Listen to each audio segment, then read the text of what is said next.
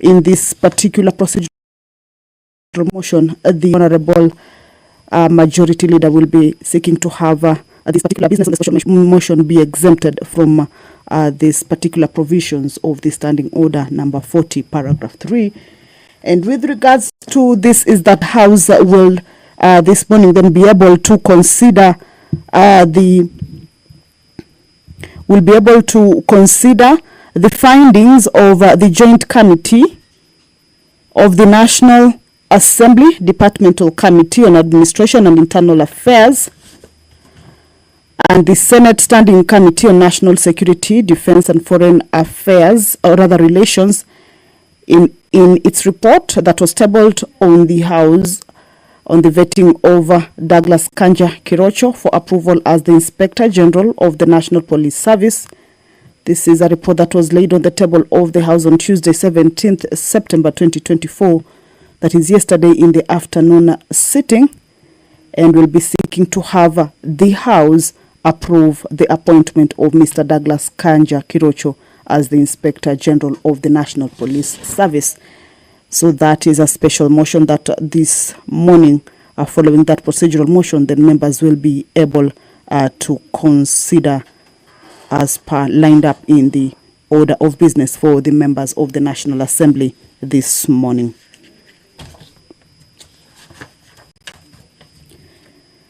Pursuant to the House Standing Order number 44, paragraph 2, subparagraph C. This is with regards to the statement. 44, paragraph 2, subparagraph C indicates that a member may request for statement from a committee chairperson relating to matters under the mandate of the committee, which shall be made within 21 days of the request or such shorter period as the Speaker may direct. And pursuant to this House Standing Order, then there are members of the National Assembly this morning who will be seeking a statement. The Honorable Adan Kainan, MP for Elders. Statement will be to the relevant committee, that is the Administration and Internal Security. This with regards to the disappearance of Honorable Yusuf Hussein, Member of County Assembly for Dela Ward.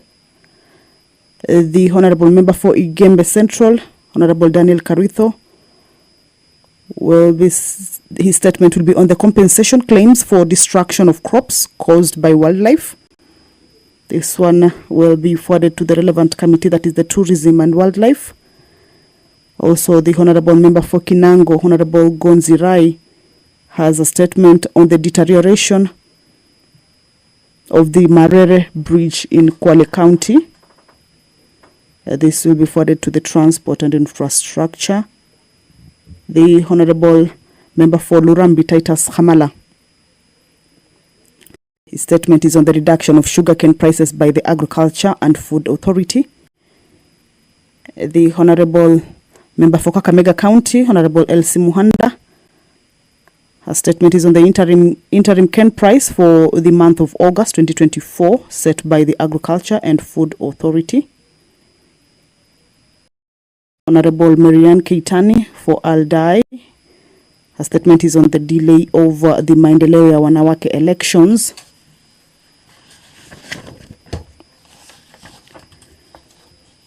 Also, the Honorable Member for Alego Songa, Honorable Samuel Atandi, will also be seeking or has this statement for the Administration and Internal Security Committee on Insecurity in Alego Usonga constituency. Also, the Honorable Member for Alego Usonga will be seeking responses from the Administration and Internal Security on the tragic death of Tom Adala, Assistant Director NIS. Honorable Samuel Arama from Nakuru Town. He will be seeking responses from the Administration, the Committee on Administration and Internal Security on the arrest and death of Mr. Alfred Nyakeko. Honorable Mark Monje from Mbakasi West. Still from the same Committee on Administration and Internal Security. The statement is with regards to fire incidents in Nairobi County. And the Honorable Member for Konoin, Honorable Brighton Yagon. Also responses from the Administration and Internal Security Committee with regards to disappearance of Frenda Chepngeno, student at Catholic University of East Africa. This is with regards or pursuant to the House Standing Order number 44, paragraph 2, part C, that these members will be seeking responses to this morning from the relevant committees. But as you can see, that is the Deputy Speaker of the National Assembly, Honorable Gladys Boss. The mess is ahead of her. She's making her way into the chambers. She will be presiding over this morning sitting. Allow me to hand you over to this live broadcast that is brought to you by the Parliamentary Broadcasting Unit in partnership with KBC. Good morning. Honorable members, let us pray. Almighty God, who in your wisdom and goodness have appointed the officers of leaders and parliaments for the welfare of society and the just government of the people, we beseech you to behold with your abundant favor as your servants whom you have been pleased to call to the performance of important trusts in this republic. Let your blessings descend upon us here assembled, and grant that we treat and consider all matters that shall come under our deliberation in so just and faithful a manner as to promote your honor and glory, and to advance the peace, prosperity, and welfare of our country and those whose interests you have committed to our charge. Amen.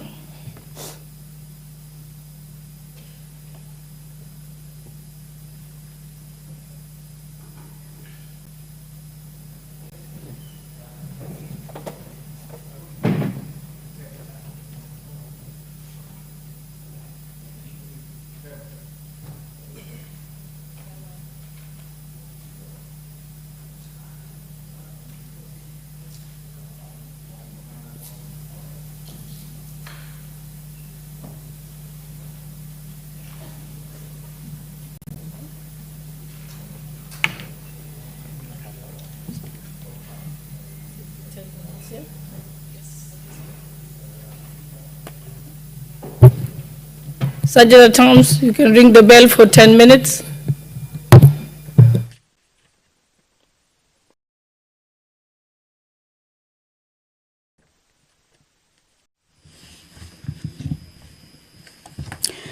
The prayer has been said and the chair has been taken, but the House lacks the requisite quorum. That is the Majority Chief Whip, Honorable Sylvanus Osoro, was just walked out of the chambers. Of course,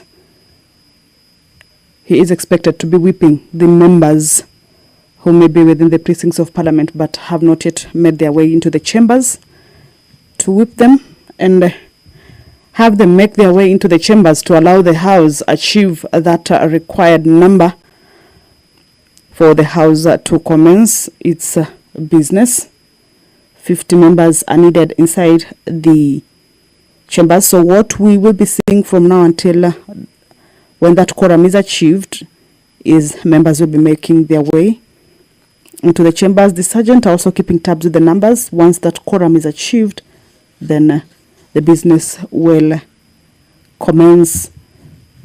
The members of the National Assembly this morning will also consider, or we will have the Environmental Professionals Institute of Kenya bill, a bill originating from the National Assembly, bill sponsored by the Honorable George Gachagua. This is a bill that is lined up for first reading. But the principal object of this bill is to provide for a legal framework for the establishment of the Environmental Professionals Institute of Kenya, and that will be seeking to promote professionalism within the environment profession and to also provide mechanisms for registration, licensing, regulation, and professional development of environmental professionals. This is a bill that is coming up for first reading on the floor of the House this morning before it proceeds to the next stage.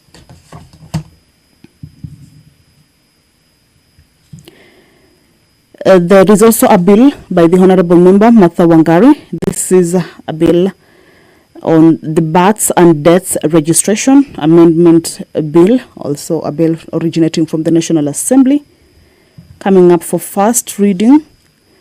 the Births and Deaths Registration Amendment Bill number 37 of 2024 seeks to provide that the Cabinet Secretary shall establish at least one Births and Deaths Registration Office in each constituency.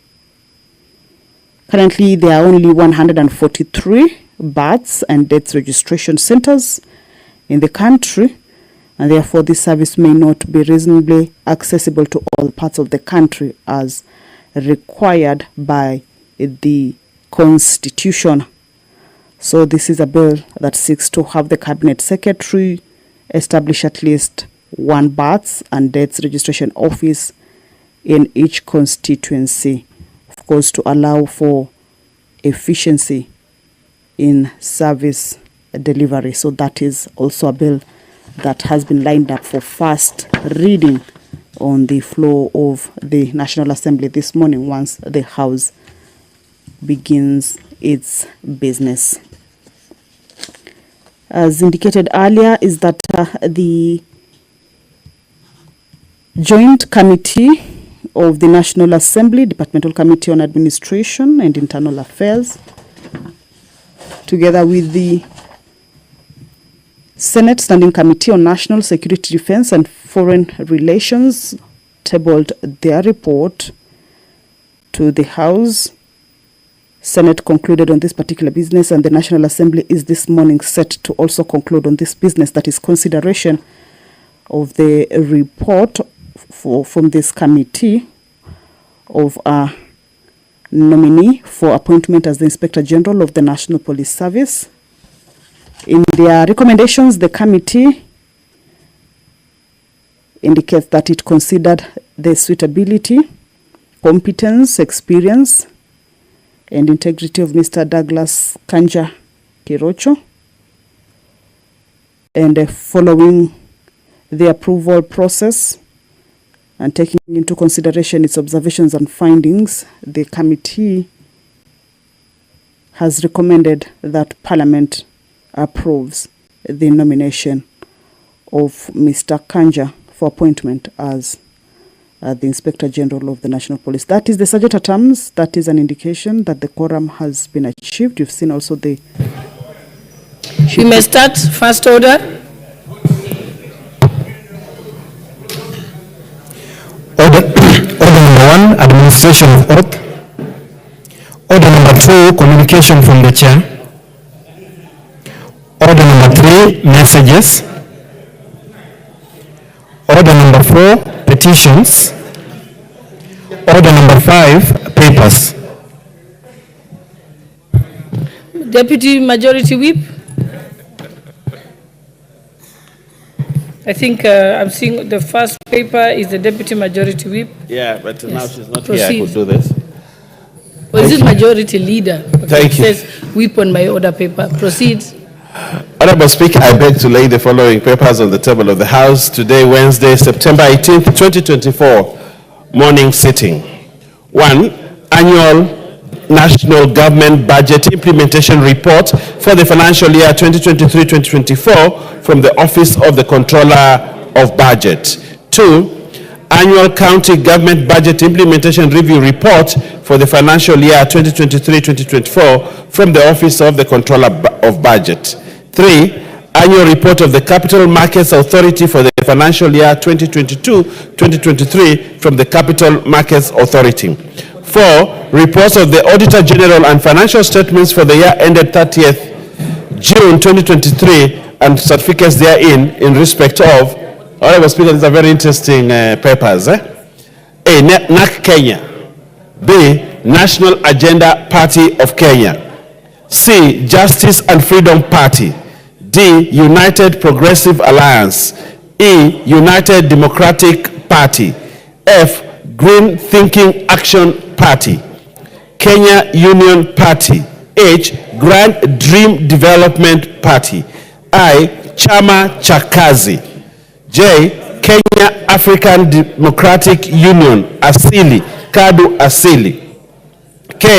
Mabadiliko Party of Kenya. L. National Reconstruction Alliance. M. Safina Party. N, United Party of Independent Alliance, UPIA. People's Trust Party. P, Wiper Democratic Party. Q, Democratic Party of Kenya.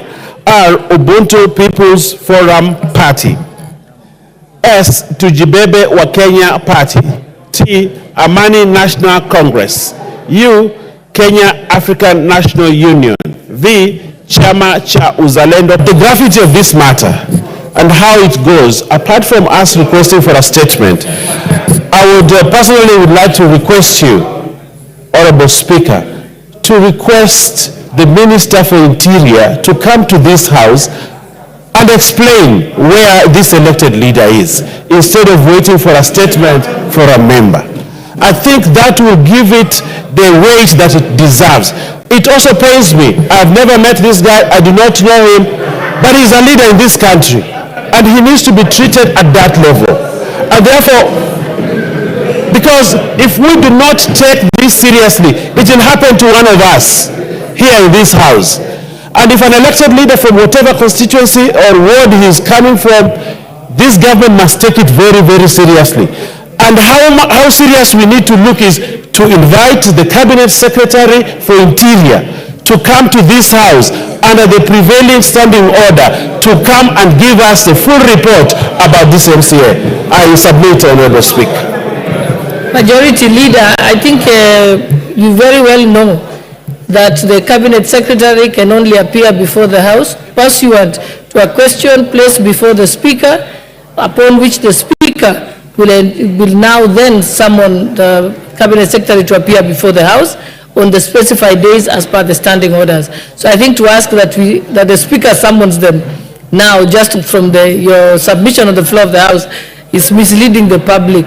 But I think, Honorable Kainan, you also have the option to put in a question for the Minister to come and answer it here on the floor of the House. But as it stands now, what you have put before the House is that Honorable Tongoyo, Chairperson for Administration and Internal Security, can ensure that the question goes immediately to the Cabinet Secretary. So I think we can proceed to the next question. Commitment from the chair. He has talked about Tuesday. I totally disagree. Tuesday is very far. We want the chairman to bring a statement this afternoon, and you are capable. We need to emphasize, Madam Speaker, an elected leader is missing. It's not a laughing matter. You can bring an answer, and I am persuaded by the statement by the Deputy Majority Leader. We will do that. But as we do that, my friend Gabriel Tokoyo, the Chairman, Administration Internal Security, can you bring a statement? You can because it's an emergency. You can bring a statement this afternoon. If they don't. Okay, Honorable Tongoyo. Honorable Speaker, as much as I actually appreciate and I'm equally concerned by the disappearance of our colleague, but I want also to be considerate, and of course with all probability, maybe this afternoon may not be practical. Maybe in the bare minimum, let me bring the statement tomorrow in the afternoon. Kindly. Madam Speaker, if you do that.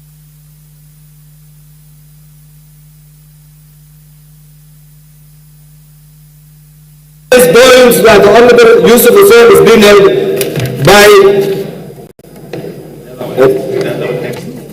something. I hope nobody is tampering with the ICC system here. But Speaker, all evidence points that Honorable Yusuf is being held by security agencies. Can you assure this House that we will find Honorable Yusuf alive as you bring that statement? Honorable Kainan, you have made your point, but let's not go further than begin to make statements that we cannot substantiate at the moment. I think we already have assurance from the Chairperson, Administration and Internal Security. Let us move to the next question. What's your point of order, Honorable Otiende? Madam Speaker, I do appreciate the issue raised by Honorable Kainan and the commitment to respond by the chair of the committee. But Madam Speaker, I want to crave your indulgence and beg that you direct the chair to be broader than that specific instance. As we speak, it is sad that an elected leader is missing. But Madam Speaker, it's in the public domain that there are about 6 other Kenyans who are also missing, in respect of whom there has been a court order for production and even a summoning of the acting IG, and the IG has not appeared in court and their whereabouts is still unknown. As we are worrying about the one leader, elected leader who is missing, let it not look like we only rise to action when an elected leader is missing. Let it be clear that no Kenyan should go missing, so that the statement in response should cover not just that one missing elected leader, but the others who have been missing for the last 4 weeks. I crave your indulgence, Madam Speaker. Well, Tongoyo stands advised, yes? Honorable Osoro. Honorable Speaker, in line with what the Honorable Kenan has actually brought before this House, about 4 weeks ago, my own driver had a very chilling experience with his firstborn daughter. The firstborn daughter got lost and never to be traced for the past 4 weeks. Was picked by some people in some street in Kisii town, and today, even as we speak, we really can't tell where the young girl is at 19. You know, the number plates that were picked by the eyewitnesses are not at the offices of the NTSA offices. So really, this is a serious thing that DCI should learn to invest in such things. Exactly, because the budget that gives the national security, Honorable Speaker, is too much. These things shouldn't be happening. And that is why I really believe what Honorable Kenan is saying, that the DCI should actually explain to us why it takes so long with the modern technology that we have and the investments that world over people are doing to trace a person. If it happens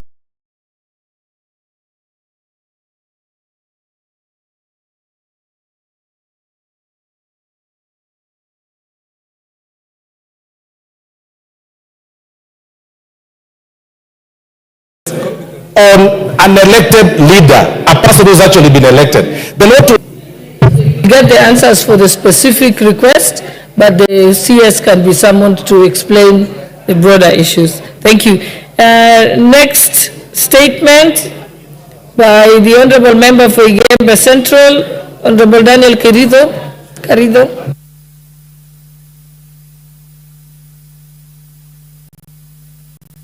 Okay, it seems like he's not present. Let's move to the next question by the Honorable Member for Kinango, Honorable Gonzi Rai. Thank you, Madam Speaker. Honorable Speaker, pursuant to the Provincial Standing Order 44 into brackets 2 into bracket C, I rise to request for a statement from the chairperson of the Departmental Committee on Transport and Infrastructure regarding the deterioration of the Marere Bridge in Kwale County. Honorable Speaker, the Marere Bridge serves as the sole transportation link between Mombasa Town and Kinango Sub-County, facilitating the movement of essential goods and services. However, over the years, the bridge has experienced significant deterioration due to recurrent flooding and inadequate maintenance. The condition of the bridge poses significant risk to public safety and impairs the economic activities in the region. Farmers face challenges in transporting their produce to markets, while emergency services are forced to use longer and less efficient routes. Honorable Speaker, it is against this background that I request for a statement from the chairperson of the Departmental Committee on Transport and Infrastructure on the following. 1. The current status of the Marere Bridge, which is a critical infrastructure for residents in Kinango Sub-County. 2. The specific measures being put in place by the government to reconstruct the Marere Bridge, including detailed timeline completion and the immediate intervention being taken by the Ministry of Roads and Transport in ensuring public safety and further ensure maintenance of the bridge upon its reconstruction. I thank you, Honorable Speaker. Chairperson for the Committee on Transport and Infrastructure. You're representing him? Yes, Okay, I'm a member of the committee, and on behalf of the chair, Madam Speaker, we ask for 2 weeks to be able to get the response from the ministry and transmit to the member. Okay, thank you. Okay, I'm now told that the Honorable Member for Igembe Central is back. Honorable Daniel Carrido, kindly make your statement. Thank you, Madam Speaker. Request for statement regarding compensation claims for destruction of crops caused by the wildlife. Honorable Speaker, pursuant to the provision of Standing Order 44/2C, I rise to request for a statement from the chairperson of the Department Committee on Tourism and Wildlife regarding compensation for destruction of crops in Igembe Central constituency caused by wildlife. We have had cases whereby the wildlife, the elephants have destroyed the crops and even killed people. Honorable Speaker, Mr. Jeremiah Gitonga Loroti of identification number 9294-171 owns a farm plot number 4044A, Congo, situated in Baibalo sublocation in Igembe Central constituency. In 2022, Mr. Jeremiah had planted crops, including green grams in the farm, measuring approximately 60 acres. Suddenly, elephants trespassed his property, damaging crops worth an estimated amount of 5,292,000. The damage was reported to the police under OMB number 0210-02-2022. Honorable Speaker, it's unfortunate that Mr. Jeremiah Loroti has since been following with the relevant agencies seeking compensation on the damage caused. The inordinate delay in remittance of the compensation has caused anguish and financial distress to the victim. Honorable Speaker, it is against this background that I request for a statement from the chairperson of the Department Committee on Tourism and Wildlife on the following: detailed status of remittance of the compensation to Mr. Jeremiah Gitonga Loroti, provide a status report on actions being taken to remedy the situation and measures being taken to prevent trespass of wildlife animals to private property. Thank you, Honorable Speaker. Thank you. Next, let's have the responses from questions that had been asked previously. Oh yes, Chairperson, Tourism and Wildlife. Any member of that committee? So I think we'll leave that to Leader of Majority. The Deputy Leader of Majority, you will ensure that the Tourism and Wildlife Chairperson is able to give a specific time to the member. Thank you. Right, let us move to the answers from the previous questions. Chairperson, Committee on Agriculture and Livestock. You are supposed to answer to the question by the member for Lurambi, Honorable Titus Kamala. Honorable Mutunga, are you ready?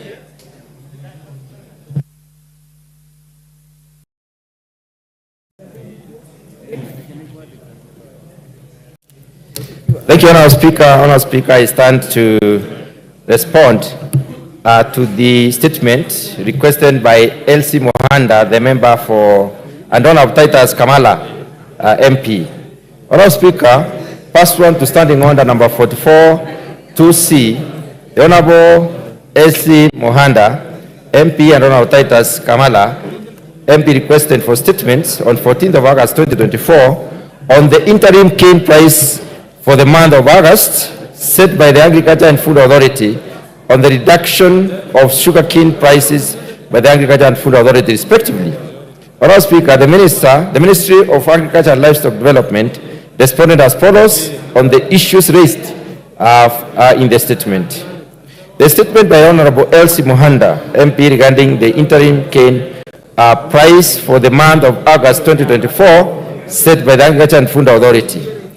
The honourable member wanted a comprehensive report on the rationale used by the Agriculture and Food Authority to set the interim cane price for August 2024 at 4,950 shillings per ton, including the criteria used to determine this price.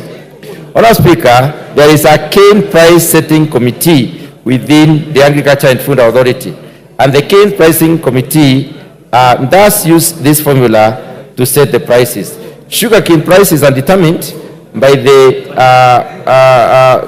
formula whereby the price of the cane per ton is normally equal to the net sugar price per ton multiplied by the farmer's sharing ratio over the ratio of the total, the tons of cane used to produce 1 ton of sugar.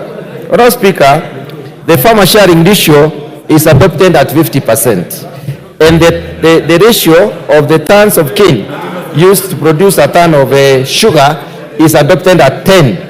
So the 10 tons of cane produces one ton of sugar. So the net price is therefore equal to the average ex-factory price of sugar in the spreading month, in the preceding months, excluding VAT. So the interim cane price for August 2024 was set using that particular formula at 4,950 shillings per ton, and was set by the AFA using the pricing formula, which gives the minimum recommended cane price to be paid to the farmers based on the preceding 3 months average of ex-factory price. This is the one that factories use to bring in competition between to attract the cane suppliers. The second issue that the honourable member asked was to get the effective date of the interim cane price and the reasons why the circular issued by AFA on 7th of August 2024 did not specify clearly at the start date, leading to confusion and retroactive adjustment by the millers. Honourable Speaker, the response goes as follows. Sugarcane prices are reviewed and the new prices determined on a monthly basis. Millers and farmers are notified within the first week of every month, and the prices are effective from the date of the letter to which the millers notifying them,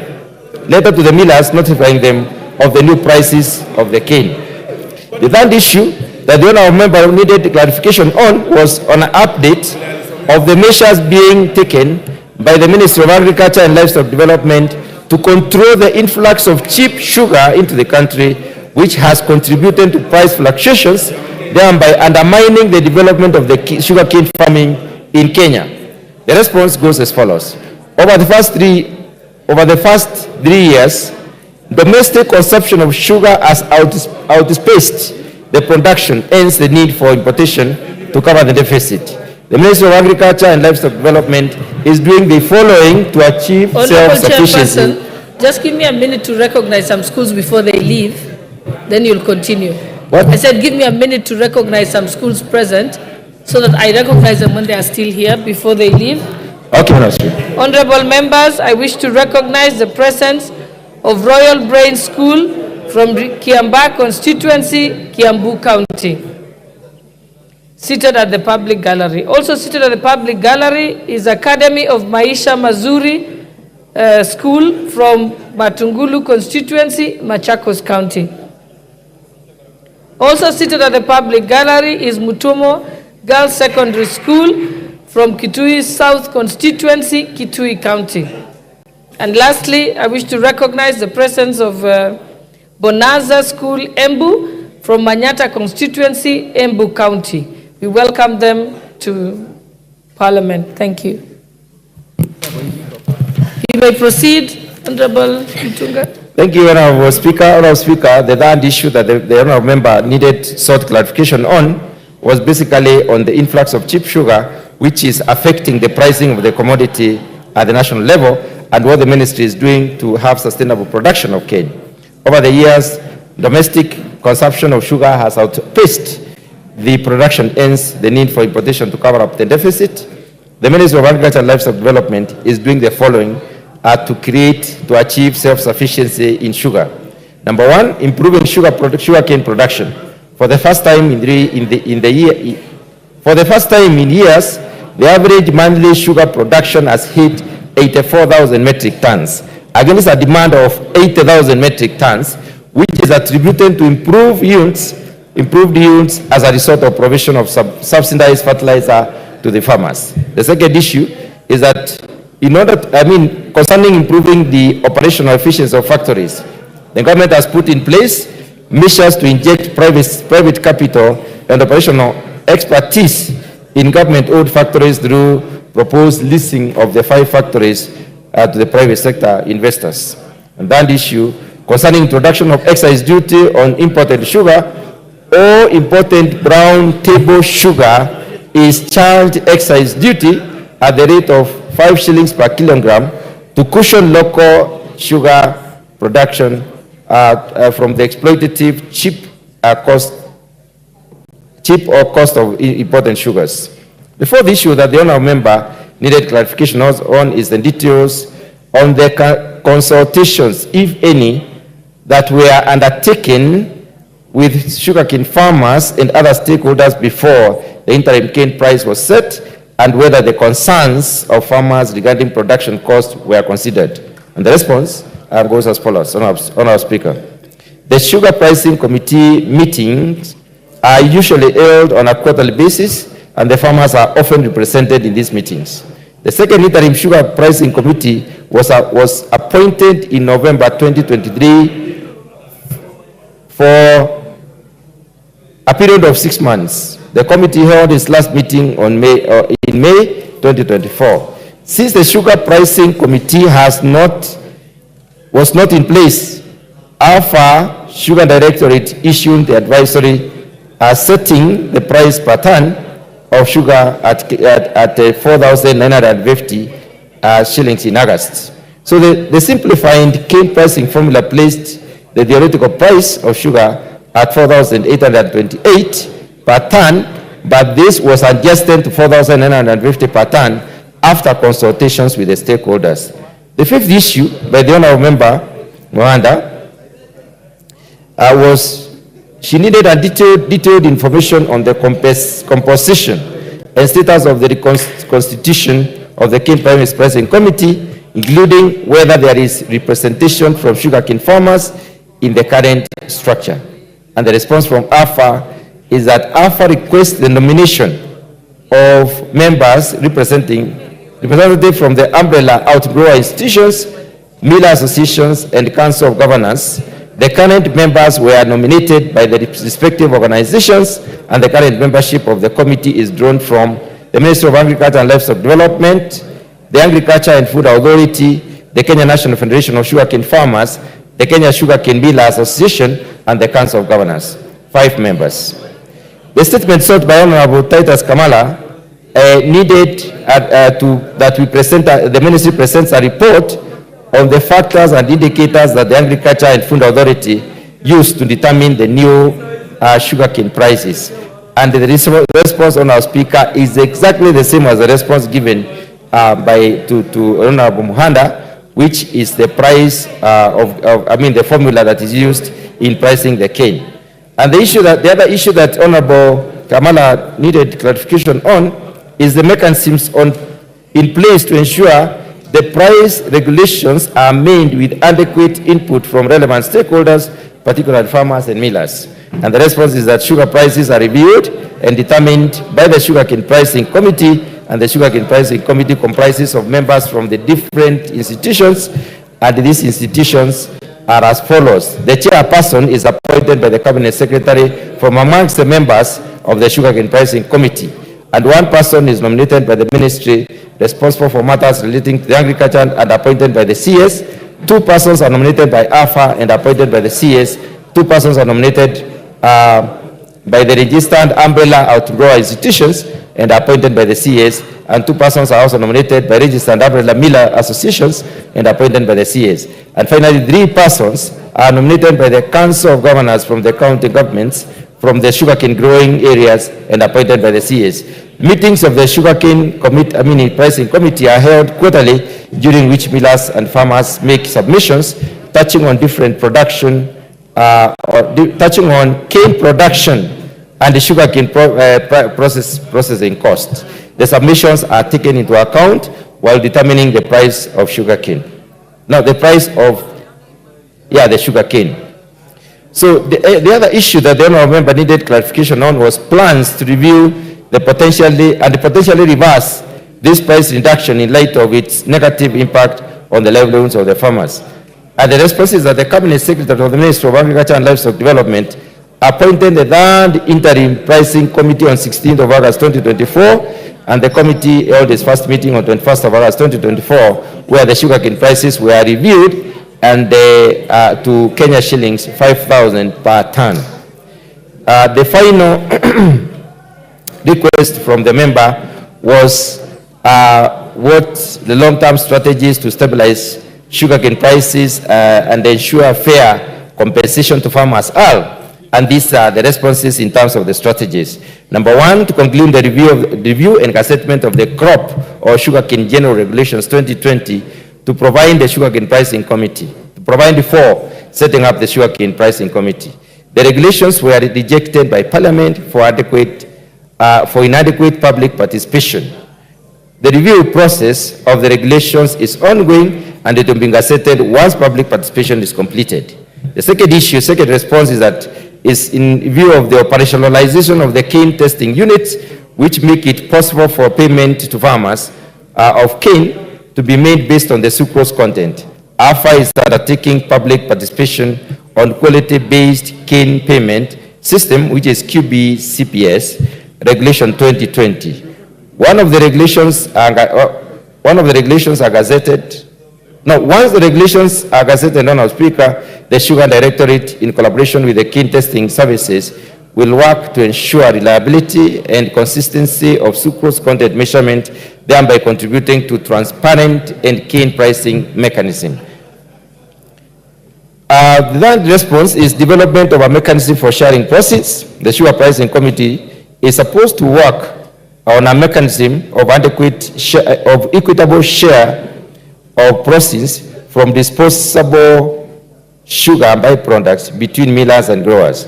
This will create a collaborative and sustainable relationship in the sugarcane industry and will be achieved through operationalization of the cane testing unit.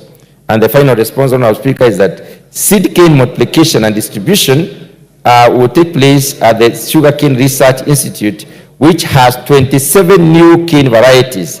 The government is working on a mechanism to undertake multiplication and distribution of the seed cane varieties that are early maturing, high yielding, and resistant to pests and diseases, and may I add the fact that also the high sucrose content. So provision of farm inputs like subsidized fertilizers to improve the yields and also provide more earnings to the farmers is also in the package. Thank you, Honourable Speaker. Okay, so you have that response. I think the next, they don't have the,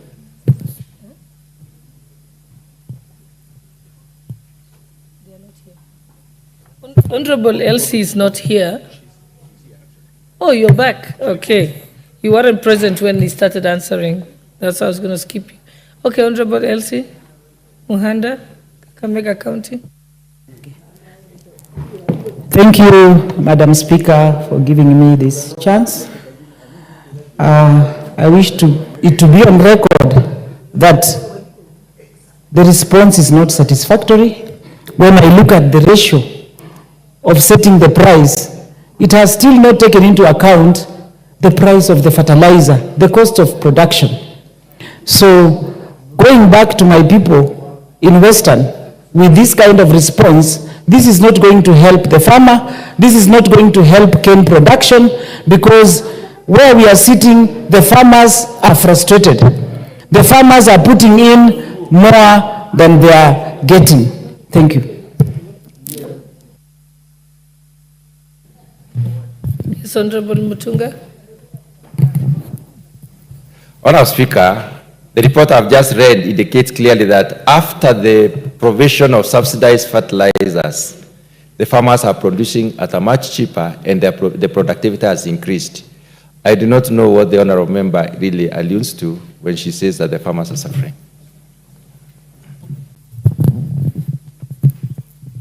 I think if there had been actual figures, maybe the member would have been more satisfied. But you can still raise the issue with actual figures. The question with actual figures, what you think it is, and then maybe we can get a better response. Okay, the Honorable Member for Lurambi, Honorable Khamala. Yes, thank you, Madam Speaker. I appreciate the chair and the responses that he has given. Madam Speaker, I appreciate the revision of the price per ton, which was revised by 50 shillings upward.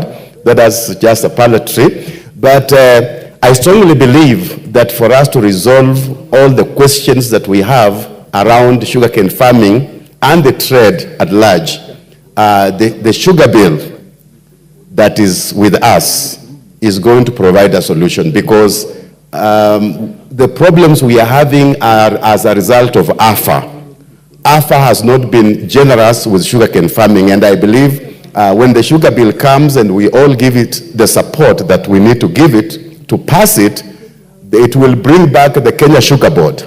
Kenya Sugar Board will bring back directors that are elected by farmers, and we'll have so many of these things resolved. So, Madam Speaker, also, I don't want to open it up, but the importation of sugar coming in, I pray and hope that the Minister of Trade and the Minister of Agriculture can resolve that. Other than that, I want to say thank you, Chair, for the response, and we are people of faith, so we'll look forward with hope. Thank you. Next response from the Chairperson, Administration and Internal Security, in response to the question by the Honorable Marianne Kaitan, Member for Aldai.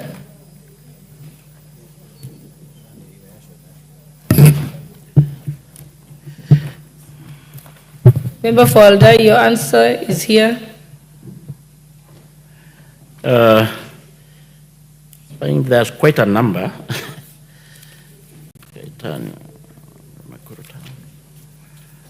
Yeah, actually the remaining 1, 2, 3, 4, 5, 6 questions are all addressed to your committee. Which one do you want there to are start 6 of with? them. I can start with the Marianne question. The one by Member for Aldai? Yeah, just sure. So I don't know whether we do we have to go in a particular order or? Yeah, let's first make sure that the members who are already here. Is the Honorable Member for Alego Usonga, Honorable Atandi here? No, so we can start with the ones where we have a member present. Maybe this the one, Honorable McLeod. Member for Embakasi West is present, so you can move to number 7. After the one by Member for Aldai, you move to the one for Member for Embakasi West. And maybe McLeod. And then I don't see any question. There's no question. Baringo. Yeah, I have got yours also. I've got 6. Just help me sort. Okay. Thank you, Honorable Speaker. Desist from consulting with the member. Okay. Because it is me who Well will give you the advised. permission. Well So advised. I'm just explaining to you what you should do. You can ignore Honorable Magilap. Okay, well Okay, guided. so you'll move to number 7. And because the Honorable Member for Embakasi, Mark Mwenjo, is here, and the Honorable Member for Koinoin, Honorable Brighton Yagon, is here. So just go to 3, 7, and 8 first in that order, because the... Thank you. Thank you, Honorable Speaker. The member for Aldai constituency, Honorable Marianne Kaitan, had requested for a statement regarding maendeleo ya wanawake election, and in specific, the Honorable member particularly sought to be informed, 1, aware that the effect of the COVID-19 pandemics are now under control. What plan does the maendeleo ya wanawake have to call for an election at the earliest visible date? And the mechanism in place to ensure that NGO adheres to the existing act. Honorable Speaker, maendeleo ya wanawake organization, famously known as MYWO, was registered in 2004 as an NGO and now transited as a public benefit organization under the new act in the mandate to ensure and empower women and families through various capacity building intervention that promote social, economic, and technological status of Kenyan women. The maendeleo ya wanawake elections are governed by Regulation 3 of MWYO regulation attached to its constitution. Of the specific interest to this matter at hand is Regulation 3, I, which provide Maendeleo elections shall be held after every 5 years in accordance with these rules unless advised by the AGM depending on the prevailing circumstances. In an attempt to comply with the foregoing regulation, the Maendeleo Wanawake held a National Executive Committee as evidenced by the minutes dated 26th to 27th January 2023, where elections were extensively discussed with attempts to set election date, which proved futile, with the matter referred to the organization's AGM, which was to be held in August of the same year.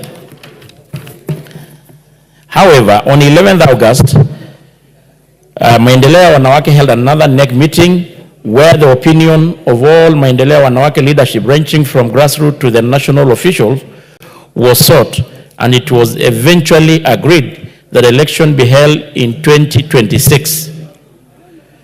As all members claimed that their areas were not ready to carry out elections in 2024, as had earlier on been proposed.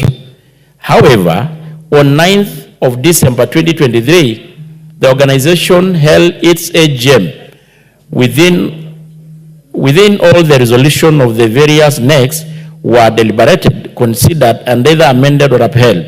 On matters concerning election, the following unanimous resolution were made by the delegates at the AGM. 1. Election scheduled for 19th March 2024 be postponed owing to technical, administrative, or financial difficulties. The year 2024 to 2027 be used for massive and intensive recruitment drives and cleaning the membership register at various levels of the organization. C. Establish a detailed calendar for the elections. And lastly, election to be held in the year 2028 after establishment of an authentic register of the members. Honorable Speaker, on the mechanism put by the NGO to ensure adherence to the existing Act, the Public Benefits Organization Regulatory Authority is established under Section 34 of the Public Benefits Organization Act of 2023, and the mandate of the authority is to register and regulate NGOs, PBOs operating in Kenya.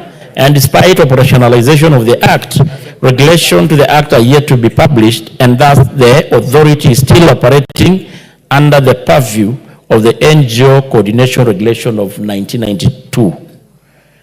And lastly, Honorable Speaker, on the last question, requirement for the NGO to comply with the terms and conditions of the register, requirement for NGO to file annual returns and audited account for review at the closure of any financial year, requirement by the NGO to comply with the provision of their respective constitutions, and developing and publishment of the annual NGO sector report to advise the government on the role of NGO in national development plan and to provide information on their compliance level. And lastly, the mapping of NGOs PBOs in order to ascertain that the operations are in accordance with the Act and the regulation. Thank you, Honorable Speaker. Okay, you want to move to Honorable Member for Aldai? Thank you, Madam Speaker. Thanks for the response to my statement. However, the issue that was raised has not been addressed because the Act is very clear on management of these particular bodies. The excuses that they have given for non-compliance being that they are going to mobilize members. These are members of Maendeleo Wanawake who have been in existence for forever. It's not a new entity. The members exist and they've been there. And also to give excuses like things like COVID-19 and all these other pandemics, those are just excuses. It is like telling us that we cannot conduct an election because there was COVID-19. I mean, so my issue, Madam Speaker, is that the committee has still not addressed the issues that I raised, and in terms of compliance, what is required of them to comply. Because as we speak right now, they have not complied, and the women who are members in my constituency and many parts of this country are crying because they need an election. The people who met were just a neck and not the members themselves to be asked. So therefore, Madam Speaker, I still feel that has not been addressed. And secondly, the issue of them complying in terms of reporting on their accounts and all other statements, again, that has not been complied. So I still stand to be guided on that statement. Do you have any response? Yes, Honorable Member for Kisumu. Thank you, Madam Speaker. Member for Kisumu West constituency. Madam Speaker, I belong to that committee, the Committee of Administration and Interior. But first and foremost, I want to speak as a woman who's also a member of Maendeleo ya Wanawake. Madam Speaker, this is the largest women grouping right from the grassroots. And Madam Speaker, it cannot be said that elections cannot be held for over 5 years, Madam Speaker, so that the women get an opportunity to put new leadership or to confirm the leadership that they have. Madam Speaker, Maendeleo deals with all aspects for women right at the grassroots. Why is it that it is always so difficult for leadership to let go through elections so that women can still affirm them or have another say as to who should lead them? Madam Speaker, if you look at it now, Maendeleo ya Wanawake is not as strong as it used to be. Because when leadership stay in power for too long, they become lethargic. They become used to what they're doing. And Madam Speaker, they deny the organization an opportunity to invigorate leadership and to allow new young leadership to take over. Yet we know that the world is changing and needs of women, like everybody else, is also changing. Madam Speaker, as much as I belong to that committee, I want to say that Maendeleo ya Wanawake needs to have an election, and reasons for them not having an election is not well explained by my chairperson in that response. Madam Speaker, I thank you. Thank you. Honorable Tongoya, I hope you've taken note of that. Okay, so we can move to the next answer.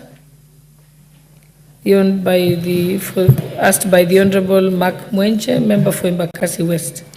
Thank you, Honorable Speaker. In response to the question that was asked by the member for Embakasi West constituency, Mark Mwenche, who had sought a statement regarding the fire incident in Nairobi County, he stated that on the 2nd August 2024, the market adjacent to Thika Road Mall was destroyed by fire. On the following day, the Toi, Umoja 2, Mathare 4A, Kayole, Kibondeni in Kangware, and Bondeni in Kibra markets were also destroyed by fire. The honorable member sought in particular a detailed report on investigation conducted by the ministry to determine the cause, the relief measure that the government is putting in place to ensure the traders who lost their livelihood are compensated. Secondly, thirdly, the long-term plan being implemented to protect market in the Nairobi region. Honorable Speaker, on the 2nd, the fire broke out in Wetamera slum, straight near Valcon House, just a few meters from the Thika Road Mall, along the Roysambu roundabout, opposite Shell Petrol Station. The affected area was not a market, but a structure used by traders as a store for merchandise. This hired space belonged to Waingoi, was completely destroyed in the blaze. Nairobi County fighters responded promptly and managed to extinguish the fire. Affected individuals are traders who lost stock are 25, tenants affected were 10,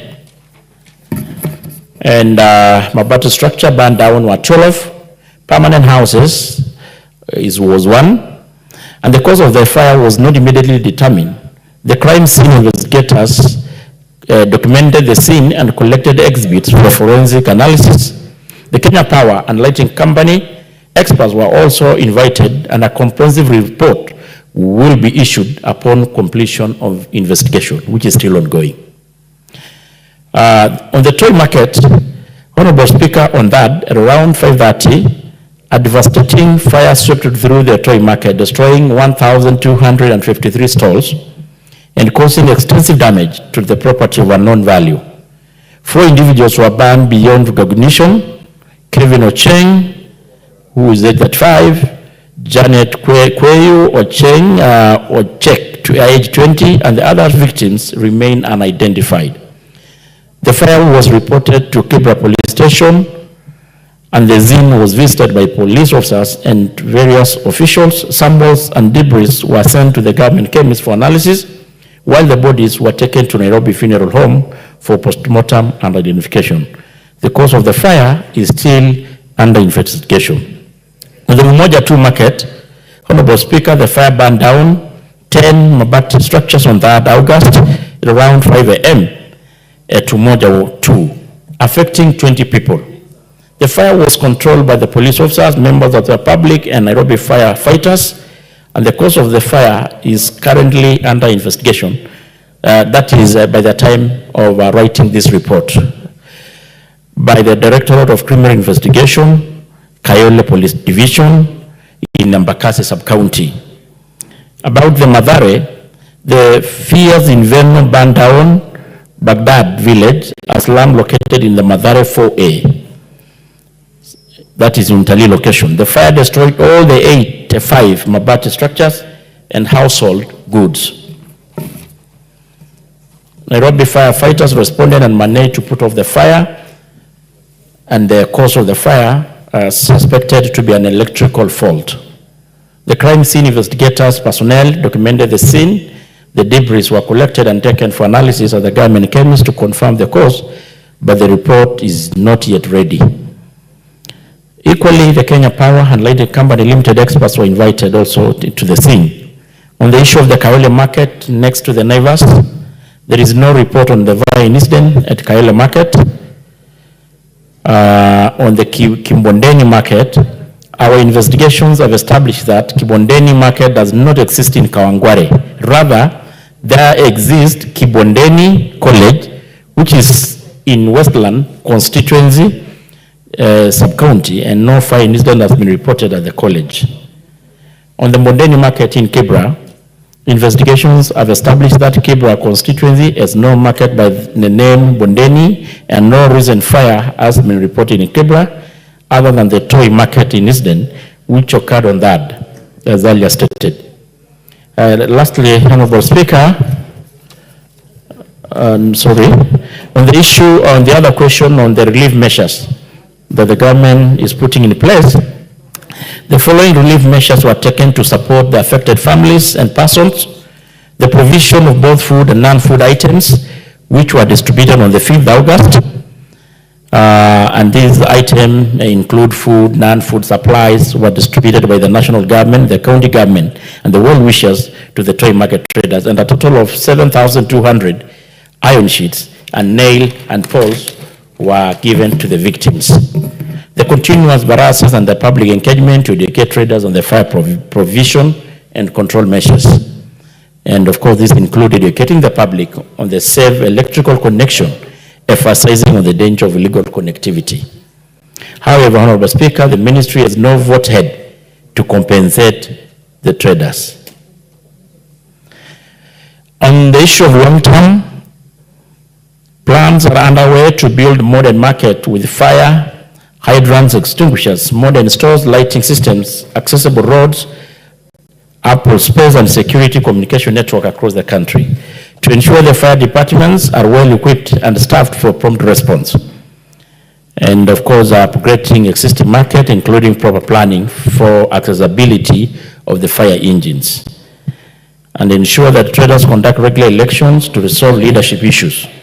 Lastly, Honorable Speaker, the recent fire incident in Nairobi have highlighted the urgent need for improved fire safety measures and infrastructure. Future strategies will focus on modernizing market infrastructure, improving emergency response capabilities, and ongoing public education to mitigate the risk of fire in incidences. And of course, this is to mention even close working and partnership between both the national government and the county government of Nairobi. Thank you, Honorable Speaker. Very well, Honorable Mwenje. Thank you, Honorable Speaker. Honorable Speaker, I want to thank the chair of the committee for his response. Honorable Chair, I want to confirm some of the details that he has put, that since I raised the question, there's been some relief to those members, more specifically to Umoja 2, who are compensated both financially by the county and also non-food items so that they can be able to rebuild their businesses and get back on their feet. Honorable Speaker, the only issue I just want to add to some of the issues that he has mentioned. The issue of the modern markets as he has proposed, I would hope the chair of the committee would engage the Department of Planning, that when we do these modern markets, because some of these places where there are these modern markets, you don't have accessibility to them. And some of the modern markets, we can do them with containers or materials such as metal and mabatis. It needs to be done in a constructive manner that will allow for access. So if they consult together and give them guidelines, that would really help us. I'd also want to bring to the attention of the chair of the committee is that we also even had another fire just yesterday. And one of the issues that I even raised with the president the other day was in Nairobi, the constituencies are not sub-counties. So you have less DCCs. Now the other day, on Monday actually, the president sat down with the entire administration and agreed that every constituency should be a sub-county. If the chair of the committee can ensure that happens in Nairobi, it will ensure that you have 17 DCCs in relation to the 17 constituencies. In these areas, you can ensure there are hydrants where water can be collected, because what will happen is that you have a fire in Mukuru or Umoja 2, but the truck has to leave and go somewhere else to get water, to come back. By the time it comes back, the fire has really spread. If you have these, if we ensure what the president gave as a directive on Monday, if that is followed, then I can assure the chair that you'll be able to respond quickly to these incidences within Nairobi, and you'll be able to ensure that you can change the face of Nairobi, ensure these services reach people, these relief efforts reach the ground, and even compliance. Those areas where roads have been blocked for accessibility, for fire engines, for relief measures, if you have these DCCs resident in their various constituencies, that will be able to really assist. Otherwise, I want to thank the chair because I know the personal effort you took to make those phone calls. They reacted even before you brought your statement. They reacted and relief went to some of those areas. And I want to thank you for the good job that you've done. So thank you very much. Thank you. Very well, Honorable Mwenje. Let's have Deputy Speaker, Honorable Boss. Allow me to say something about these fires that have been very prevalent in our country. I think, first of all, it's not enough to constantly, once the fire has happened, to try and compensate the victims or to try and ask the government to help. I think we have a responsibility as the citizenry to ensure that wherever we are operating business, we must confirm that it is capable of being able to deal with a fire tragedy, should it happen. For example, I think, Honorable Mwenje, you should ask your traders, they should not agree to pay the county the levies and fees that they pay at the markets if there is no fire extinguisher in the premises. Because you have to be responsible. You can't say Serikali's idea each time. You must ask yourself, in this marketplace, suppose there is a fire, do we have extinguishers? Are the fire hydrants nearby? If not, they must say we are not paying any fees until those things are put in place. Because that is the responsibility of the citizenry. We cannot be people who complain. Similarly with the schools, I've been telling parents, you as parents, when you drop your child to a certain school, it is your responsibility to ask, When the children are sleeping in the dormitory, is there a matron inside the dormitory? Is the door locked from outside? Is there escape routes for the children should there be a fire tragedy? Because yes, the government has said all dormitories should not have grills, and that they should be capable of having an adult child getting out of the window if necessary. But that is not being implemented. But we cannot expect the government to police every place. Each parent must have that responsibility to ensure that my child is in a safe space. I've encouraged parents to form small associations. You can make a group of 10 parents to be the ones who goes to inspect the schools, and even make impromptu stops at night to see where these children are being put. So it's very important that we begin to talk to the wananchi, to ask them, like, let us become our own police officers, because ultimately it is us who suffer. And at the end of the day, the government cannot compensate lives. It can only compensate property. When it is a market, it's easy. But what about when it was children, like the recent tragedy that we had at the school? So we must begin to change the conversation around this. Even here as members of parliament, we should be asking ourselves, how many fire extinguishers do we have at various points? How many times have we in this parliament had a fire drill? Not the time I've been in parliament. Nobody has prepared us for any fire drills. Should we escape? The other day when we had the breach of parliament and people came in, even getting out, nobody had trained us where exactly to go, where are the exit points, where are the places to take cover, and so on. So we must become the owners of our own security.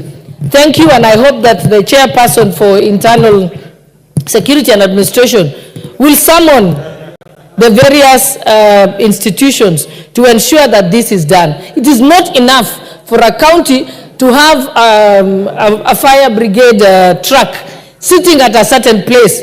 It's better to have more fire extinguishers than a truck in any specific place. Thank you, Honorable Speaker, for the opportunity.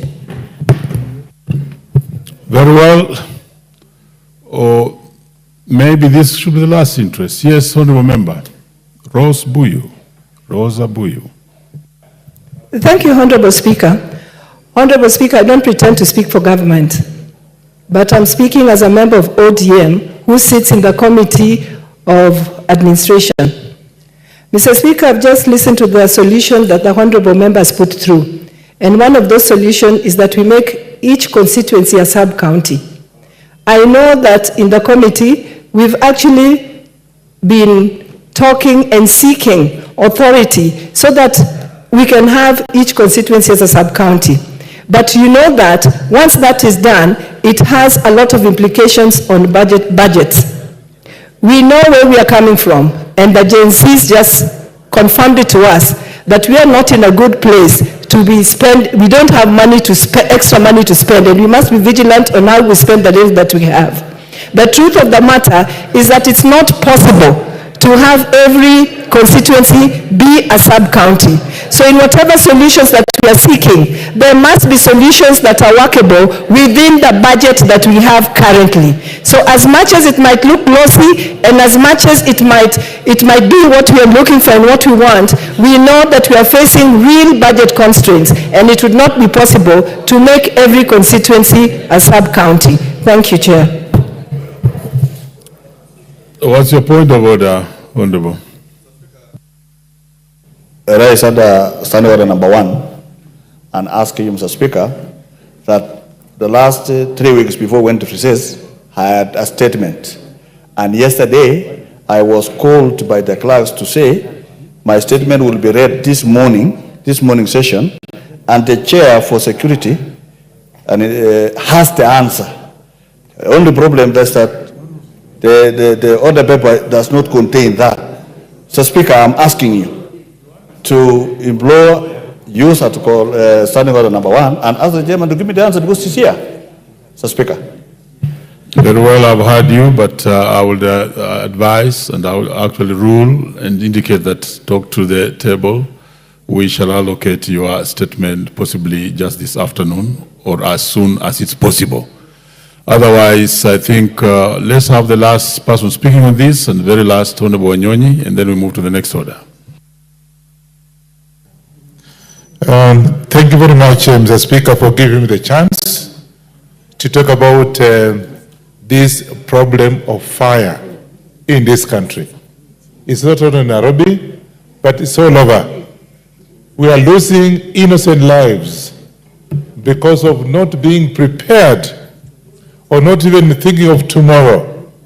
Mr. Speaker, I think we should, as a House, be able to pass a resolution as to what we should do to at least to assist those innocent souls of this country that have actually gone missing.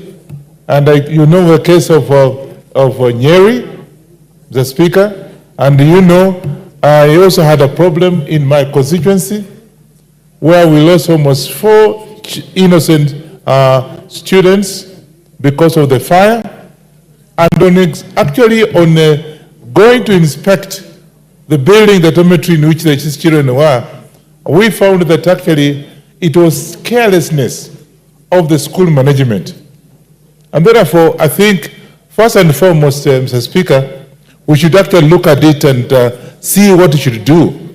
And somebody was saying, you can imagine fire is in the house and the door actually are closed inward other than outward.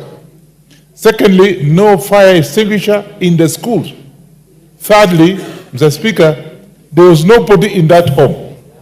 So I want to take this opportunity to ask this House that I think you should have the resolutions to be able to at least do something about the fire problems in all the places, including the schools, particularly innocent souls in schools.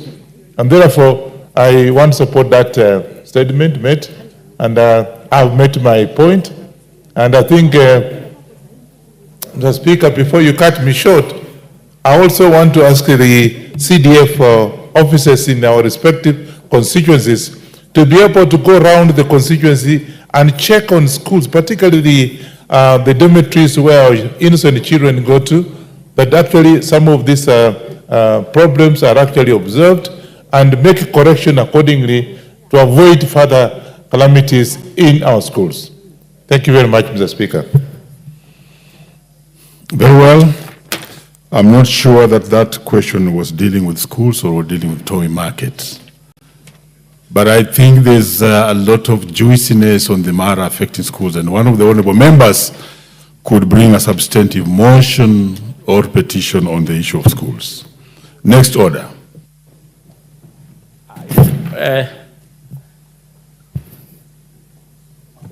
Very well. There's one more statement. I still had one statement, but Honorable Speaker, if you just want to allow me, I don't want to really go back to what members have said, but I want also to say that the issue of fire and all this is not just the mandate of national government.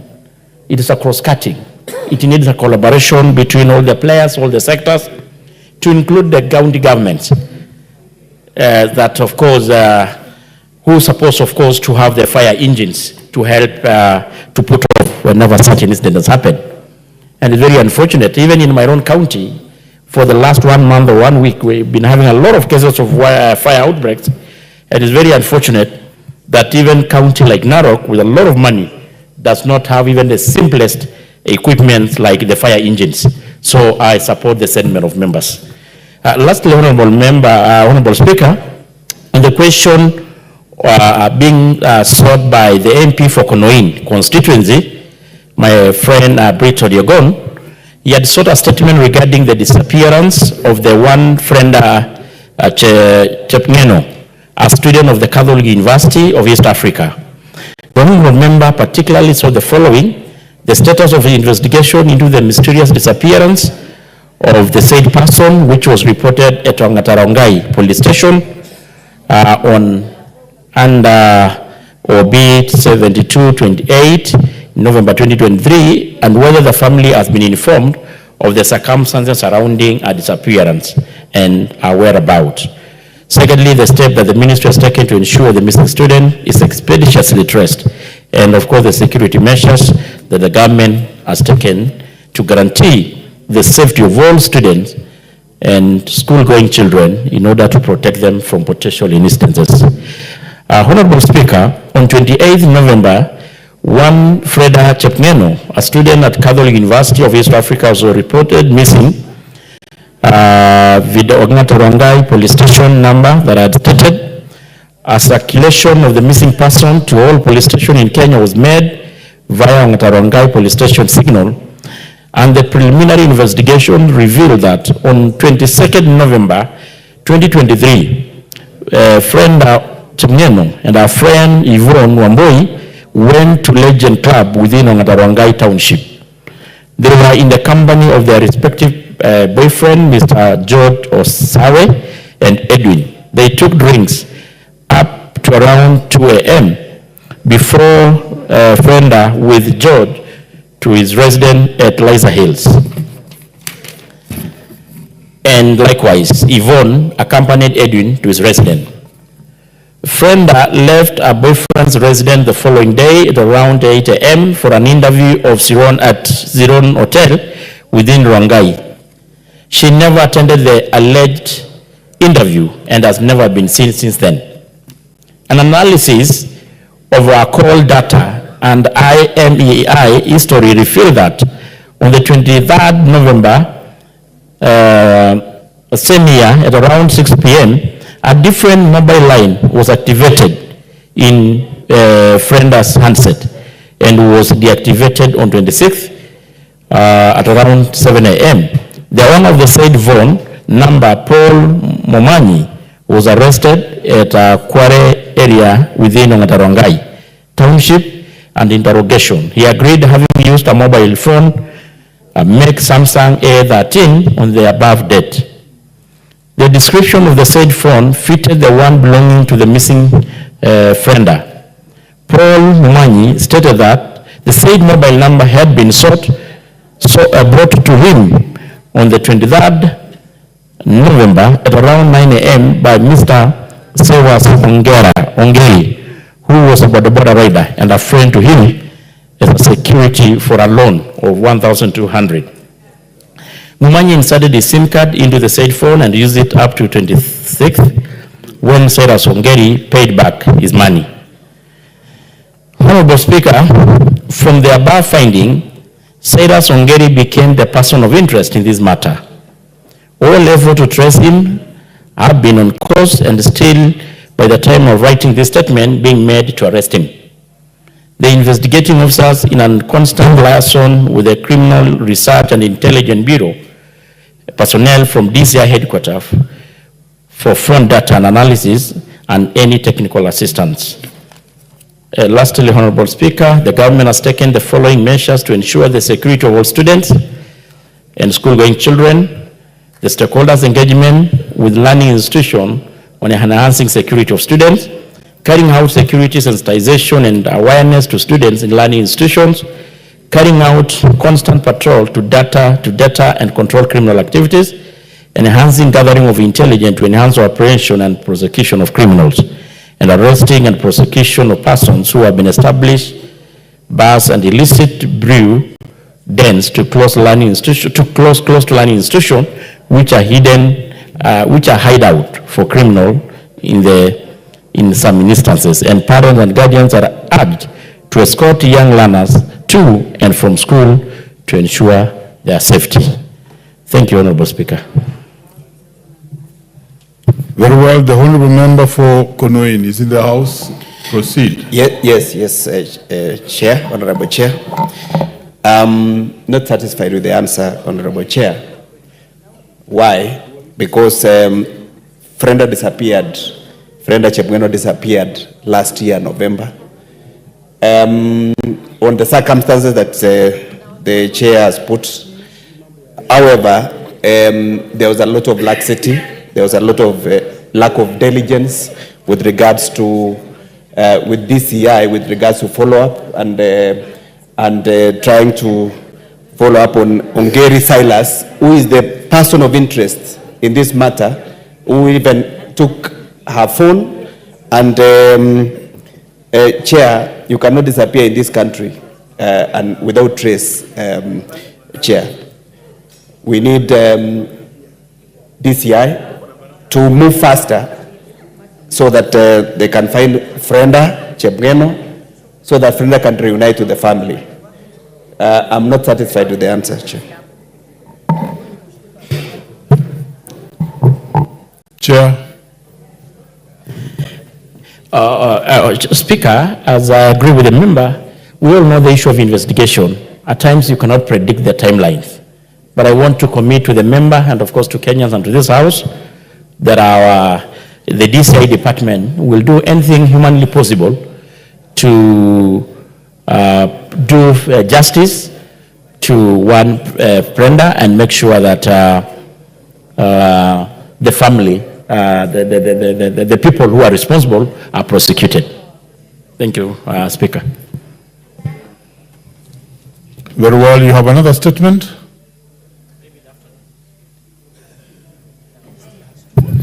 In fact, you I've got a number, but I think the Speaker had ruled that I do for the members who are in the House, maybe the rest in the afternoon. The Honorable Samuel Atanji is not in the House. He had sought a statement from you. The Honorable Samuel Rama is not in the House. He had also sought a statement from you. I therefore propose that you table those statements. Yeah, for record purposes, because they are not in the House. Next order.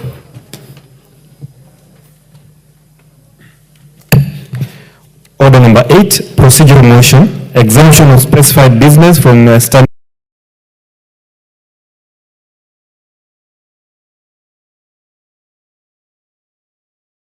Speaker, Honorable Speaker, I beg to move the procedural motion to exemption of specified business from Standing Order 43. Honorable Speaker, that this House resolves to exempt the business appearing as Order number 11 in today's order paper from the provisions of Standing Order 43. Being a Wednesday morning, a day allocated for business not sponsored by the majority or minority party or business sponsored by a committee. Honorable Speaker, as I move this motion, we have very important business, especially in Order 11. Notwithstanding that the other orders are very important, Honorable Speaker, but you see, this is a very special order and comes in a special motion. And this motion is to ensure that this country has a substantive Inspector General of the Police. And therefore, I would like to request this House, the indulgence of members and you, the Honorable Speaker, that you allow us today, this Wednesday, 18 September, to actually debate this particular motion, which is not sponsored by the leader, majority, or minority, so that we can expedite the installation of a new Inspector General of Police in this country. Honorable Speaker, I beg to move and request that the Honorable Naomi Wako, the Honorable Deputy Chief Whip, who is now the acting Deputy Majority Leader, to second. Thank you. Honorable Speaker, I stand to second this, and it is important that all the members, honorable members, to create time so that we can contribute to this, because it is a matter that concerns all of us and it is a national concern. The earlier we do this, the better. So I second. Thank you. Honorable members, order.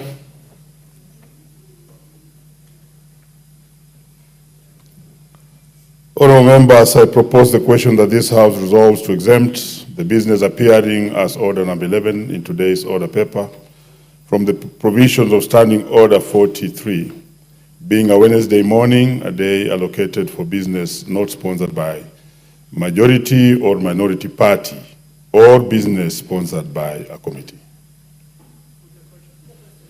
Do I put the question? Thank you, honorable members. Honorable members, I now put the question that this House resolves to exempt the business appearing as Order number 11 in today's order paper from the provisions of Standing Order 43, being a Wednesday morning, a day allocated for business not sponsored by the majority or minority party or business sponsored by a committee. Will as many of that opinion say aye? Aye. Will as those of a contrary opinion say nay? The ayes have it. Next order. Order number 9, the Environmental Professionals Institute of Kenya Bill, National Assembly Bill number 36 of 2024, first reading. A bill for an act of parliament to provide for the establishment of the Environmental Professionals Institute of Kenya, to provide for the registration, licensing and regulation of the standards and practice of environmental professionals and for connected purposes. Order number 10, the Birth and Deaths Registration Amendment Bill, National Assembly Bill number 37 of 2024, first reading. A bill for an act of parliament to amend the Birth and Deaths Registration Act and for connected purposes. Order number 11, special motion, consideration of a nominee for appointment as the Inspector General of the National Police Service. Leader. Honourable Speaker, I would like to request the chairperson, the Honourable Chairperson of the committee, the Honourable Tongoyo, to move this and that he will appoint the person that would second him. But then I will come in and debate, Honourable Speaker, with your indulgence. The Honourable Tongoyo, proceed. Thank you, Honourable Speaker, and thank you, Leader Majority. Honourable Speaker, I beg to move that this House adopt the report of the National Assembly Departmental Committee on Administration and Internal Security and the Senate Standing Committee, Senate Standing Committee on National Security, Defense and Foreign Relations on the approval hearing of Mr. Douglas Kanja Kiroche, nominee for appointment to the position of the Inspector General of the National Police Service. Honorable Speaker, pursuant to the provision... Order, Honorable Tongoyo. Move the motion as it is on the order paper. Please. Read it as it is on the order paper. You can pass an order paper to Honorable Tongoyo. Very well. Number 11.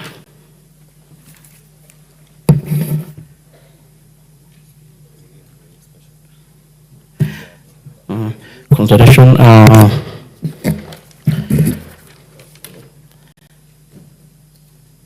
Mr. Kanja. Yeah, that's what I'm doing. Yeah. Thank you, Honorable Speaker. That taking into consideration, I beg to move that, taking into consideration the finding of the Joint Committee of the National Assembly Departmental Committee on Administration and Internal Security and the Senate Standing Committee on National Defense, Foreign Relations in report on the vetting of Mr. Douglas Kanja for approval as the Inspector General of the National Police Service, laid on the table of the House on the Tuesday 17th September 2024, and pursuant to the provision of Article 247(2)(a) of the Constitution, Section 12(1) of the National Police Service Act Cap 84, and Section 8 of the Public Appointments Act Cap 7F. This House approved the appointment of Mr. Douglas Kanja Kiroche as the Inspector General of the National Police Service. Honorable Speaker,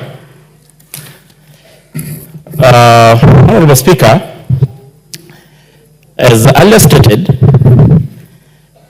pursuant to the article that I read of 247(2)(a) of the Constitution, Section 12(2) of the National Police and the Section 5 of the Public Appointment Approval Act 7F, His Excellency the President submitted the name of Mr. Douglas Kanja Kiroche, CBS, OGW, as the nominee for appointment to the said position of Inspector General of the National Police Service. Mr. Speaker, the Speaker of National Assembly and the Speaker of the Senate via communication made on the 1st August 2024 and conveyed the message from His Excellency the President nominating Mr. Kanja as the nominee for appointment to the said position of the Inspector General of National Police Service, Consequently, the Speaker of both houses, the National Assembly and the Senate, referred the matter to the National Assembly relevant committees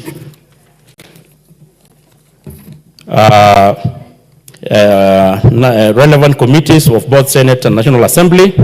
And according to Section 6(9) of the Public Appointment, the Parliamentary Approval Act, the Clerk of the Assembly and the Clerk of the Senate invited interested members of the public to submit any representation by written statement on oath with supporting evidence on the stability of the nominee for the appointment to the position of the Inspector General.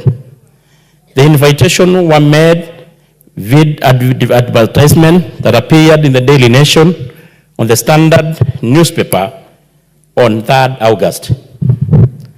A total of 30 memoranda were received regarding stability of the said nominee. Mr. Speaker, out of the 30 memorandum, only 2 met the requirement of the law. One of the memoranda by one Mr. Eliud Karanja Matindi, who contested the nomination, was not nominated for approval of appointment, basing lack of fair competition and merit. After consideration of the memorandum, the committee observed that under the Article 245 of the Constitution, Section 12(2), the National Police Service Act, Cap 84, the Inspector General of the Police is nominated by the President with the approval of Parliament, that not submitting into competitive process. So we found that it not actually meet the threshold. On the other memorandum that we received was one by Engineer Madenge, who of course who contested the stability of the nominee, citing some conflict of interest and an issue they had over land. And after the committee interrogated, the nominee had responded satisfactorily to the issue raised by Engineer Madenge, to the satisfaction of the committee during the approval hearing. Mr. Speaker, this notification was followed up with a letter to the nominee inviting him to attend the approval hearing, which was done by the joint said committee. During the approval hearing, the nominee,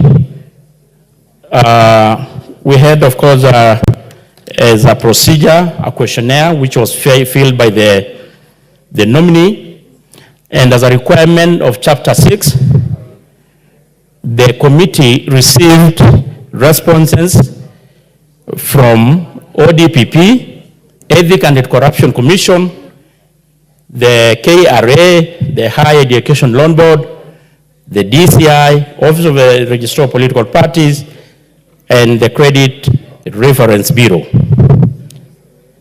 which all of them cleared the nominee. Mr. Speaker, pursuant to the provision of Article 118 of the Constitution, Section 6(3) of the Public Appointment, and Standing 45(3) of the National Assembly Standing Orders, and the Standing Order 77(2) of the Senate Standing Order, the Clerk of the National Assembly and the Senate, by way of advertisement in the print media, notify the general public of the intention of committee to attend the approval hearing. And for record, Honorable Speaker, we had actually a handful number of Kenyans who were in the vetting in the room during the process. The committee on 13th August 2024 undertook the approval hearing. That was on a Thursday. A pre-hearing, and on 15th August 2024, the joint committee of both houses conducted the approval hearing, and they were guided by the provision of the Constitution and the Public Appointment Act of the National Police Service. During the approval hearing, Mr. Speaker, the committee considered nominees duly filled questionnaire, the curriculum vitae, the candidate academic credentials, provisional training and experience, and the personal integrity and the background to assess the stability of the candidate for the said position. The committee made several observations, Mr. Speaker. The nominee, until his nomination to the said position, was acting Inspector General of Police. He had served this republic in the service for 39 years, the record 9 years. And he started working as a constable since 1985 and rose through the ranks to the position of DIG before he was actually made the acting IG. From the police constable, the nominee had actually worked almost in every part of this country, to include the remotest part, and more importantly, the North Rift, and even the Northeastern, which are areas that are considered to be most insecure in this country. The nominee, Mr. Speaker, had on the issue of course, academic qualification, which is a requirement of law. The nominee holds a bachelor's degree in commerce, the finance option, from Nairobi University, awarded in 2014, and this diploma in business management, acquired in 2009. Mr. Speaker, it's important to note that the issue of the degree, because it was an issue that actually some members brought about, the nominee's degree from University was validated and authenticated by the Commission for University Education, following a request by the nominee to the Commission. And the same letter from the Commission for University Education is actually in the report and signed by one Gilbert Opanga.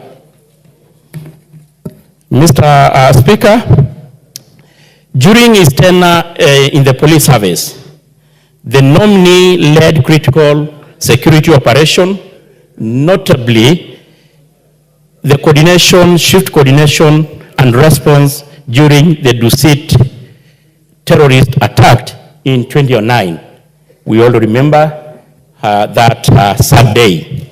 The nominee was actually the person coordinating the operation, which was very successful. Besides, the nominee led several operations to include Operation Fagia Msitu in Boni Forest in Lamu County, which had actually tremendously reduced the terrorist activities in the region. The kind of the tranquility and the peace we have in that region, to a big extent, is attributed to the effort of the nominee before this House today. The nominee, Honorable Speaker, holds several awards in recognition of his outstanding and distinguished service to this nation in various capacities and responsibilities. And I think I'd earlier included a mention that he has actually worked virtually in every corner of this country. So he's a man that he knows every corner of this country like the palm of his hand. While serving as the acting Inspector General, the nominee demonstrated strong leadership abilities and managerial skills. And actually, when we were doing the supplementary, because he was acting then, we actually saw a man who is a team player, which is a critical leadership skill for a person of that position, Mr. Speaker. Mr. Speaker, during the approval hearing, the nominee was able, to the satisfaction of the committee, to exhibit knowledge in matters relating to the security, to law, management, leadership, and quality necessary to administer and manage command of the National Police Service as a disciplined service prescribed under Section 11 of the National Police Service. Mr. Speaker, I think I had mentioned that we really canvassed and looked critically into the background and the record of the officer, and it was very impressive to note that for having that 9 years, this is an officer that has never been implicated in any issues of corruption, in any issue of indiscipline, or any wrongdoing.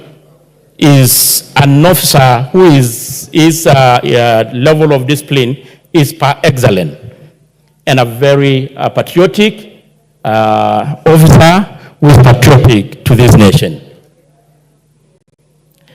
Mr. Speaker, the nominee, as necessary from the interrogation and for experience spanning the almost 40 years, we were convinced that the nominee had the requisite experience and qualification to hold the office of Inspector General of National Police Service.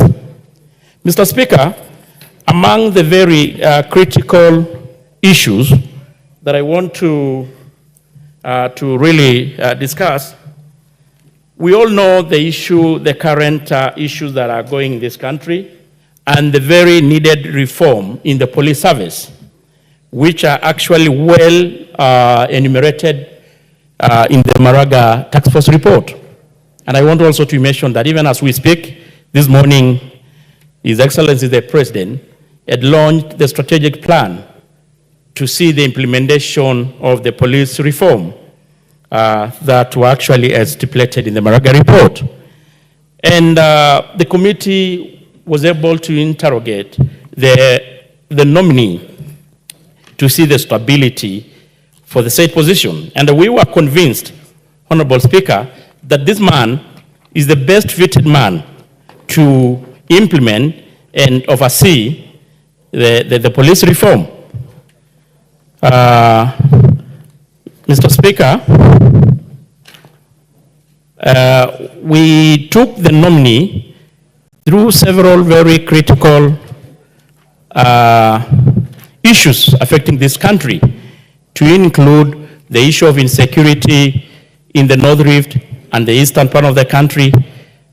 And he was able really to convince the committee that the man is best fitted for the job. Having already been actually the commandant of JSU, he has been actually trained in several training during his service, in this, his years in the service, and has been actually even in the training colleges. And more critically, Mr. Speaker,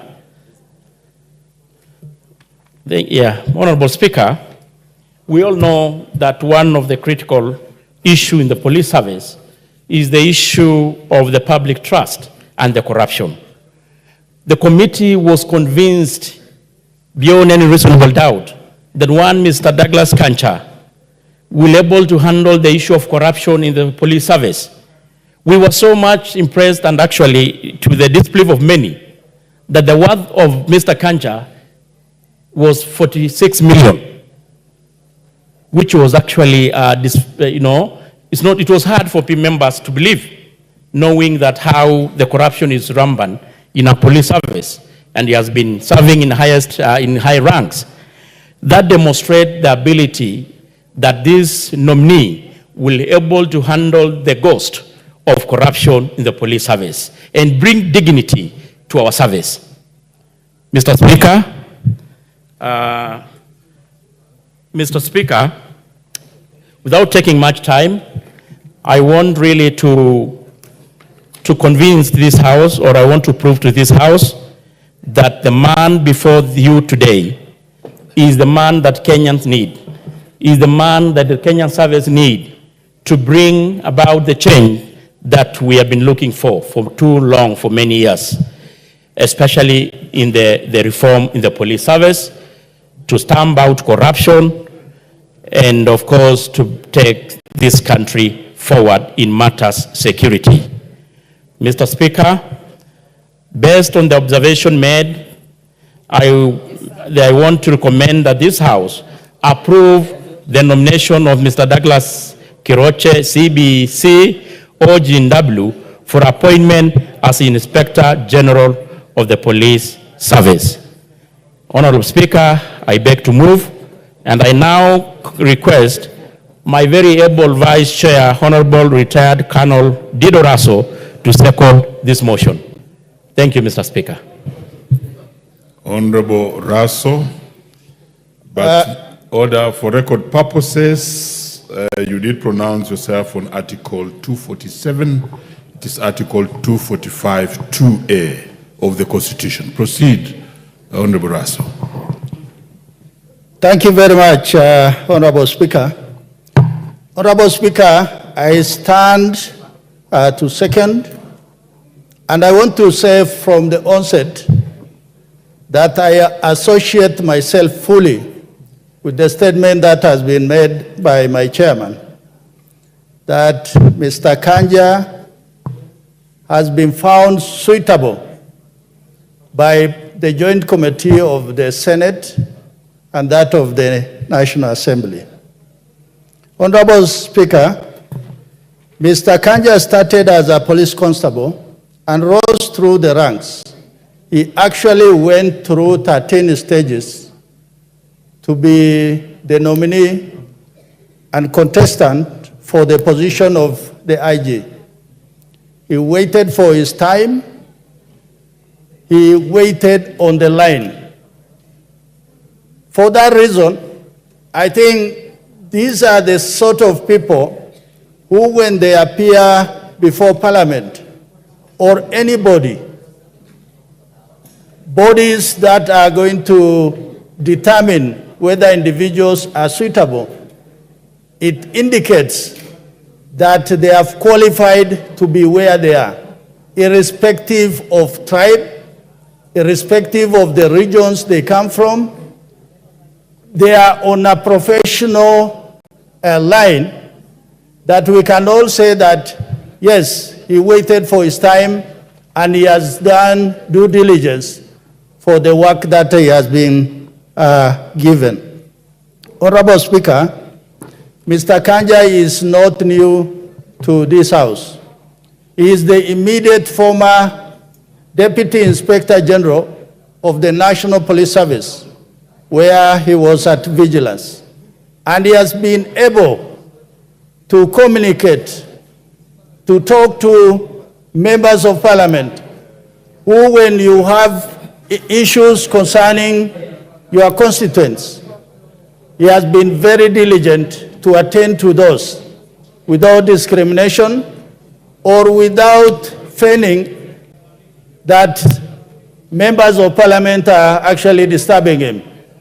So among these many things are the reasons why we as a committee, we have said Mr. Kanja is suitable, and we ask the House to join us in approving his nomination. Honorable Speaker, there were memorandums which were presented about this particular nominee. And of those 23, it is actually mind-boggling to find for the first time a policeman at that level. Majority of the memorandum were positive. They were in his favor. And of note was, I think, a memorandum that talked about his action during the Dusit attack, that infamous terrorist attack that took so many lives, and his heroic actions, and that of the other policemen who were with him. It is what saved so many lives on that fateful day. Honorable Speaker, as the chairman has already said, many questions were raised with this particular nominee, particularly on the issues of corruption in the police force, which is a teething thing. And many of us sitting in this House, we will actually turn around and say the police is the most corrupt institutions. But one of the questions that this particular nominee was able to explain in very fine detail is that the issue of corruption is not just akin to the police force, but it is a societal problem that we must begin to tie it down from the early age, in primary school, in secondary school, so that the society is fully aware about the bane of corruption in our society. Honorable Speaker, on the invasion of Parliament, this particular nominee was able to say with frankness that indeed that was a breach and there was omission or commission on the part of the police service, and they should have done better on that particular instance. Honorable Speaker, this particular nominee, I think we, as a committee, we have confidence that we will be able to bring the National Police Service, IPOA, the oversight body of the National Police Service, and also the National Police Service Commission. Over the years, these three institutions that look at policy, oversight, and the functioning of the police have not been working together.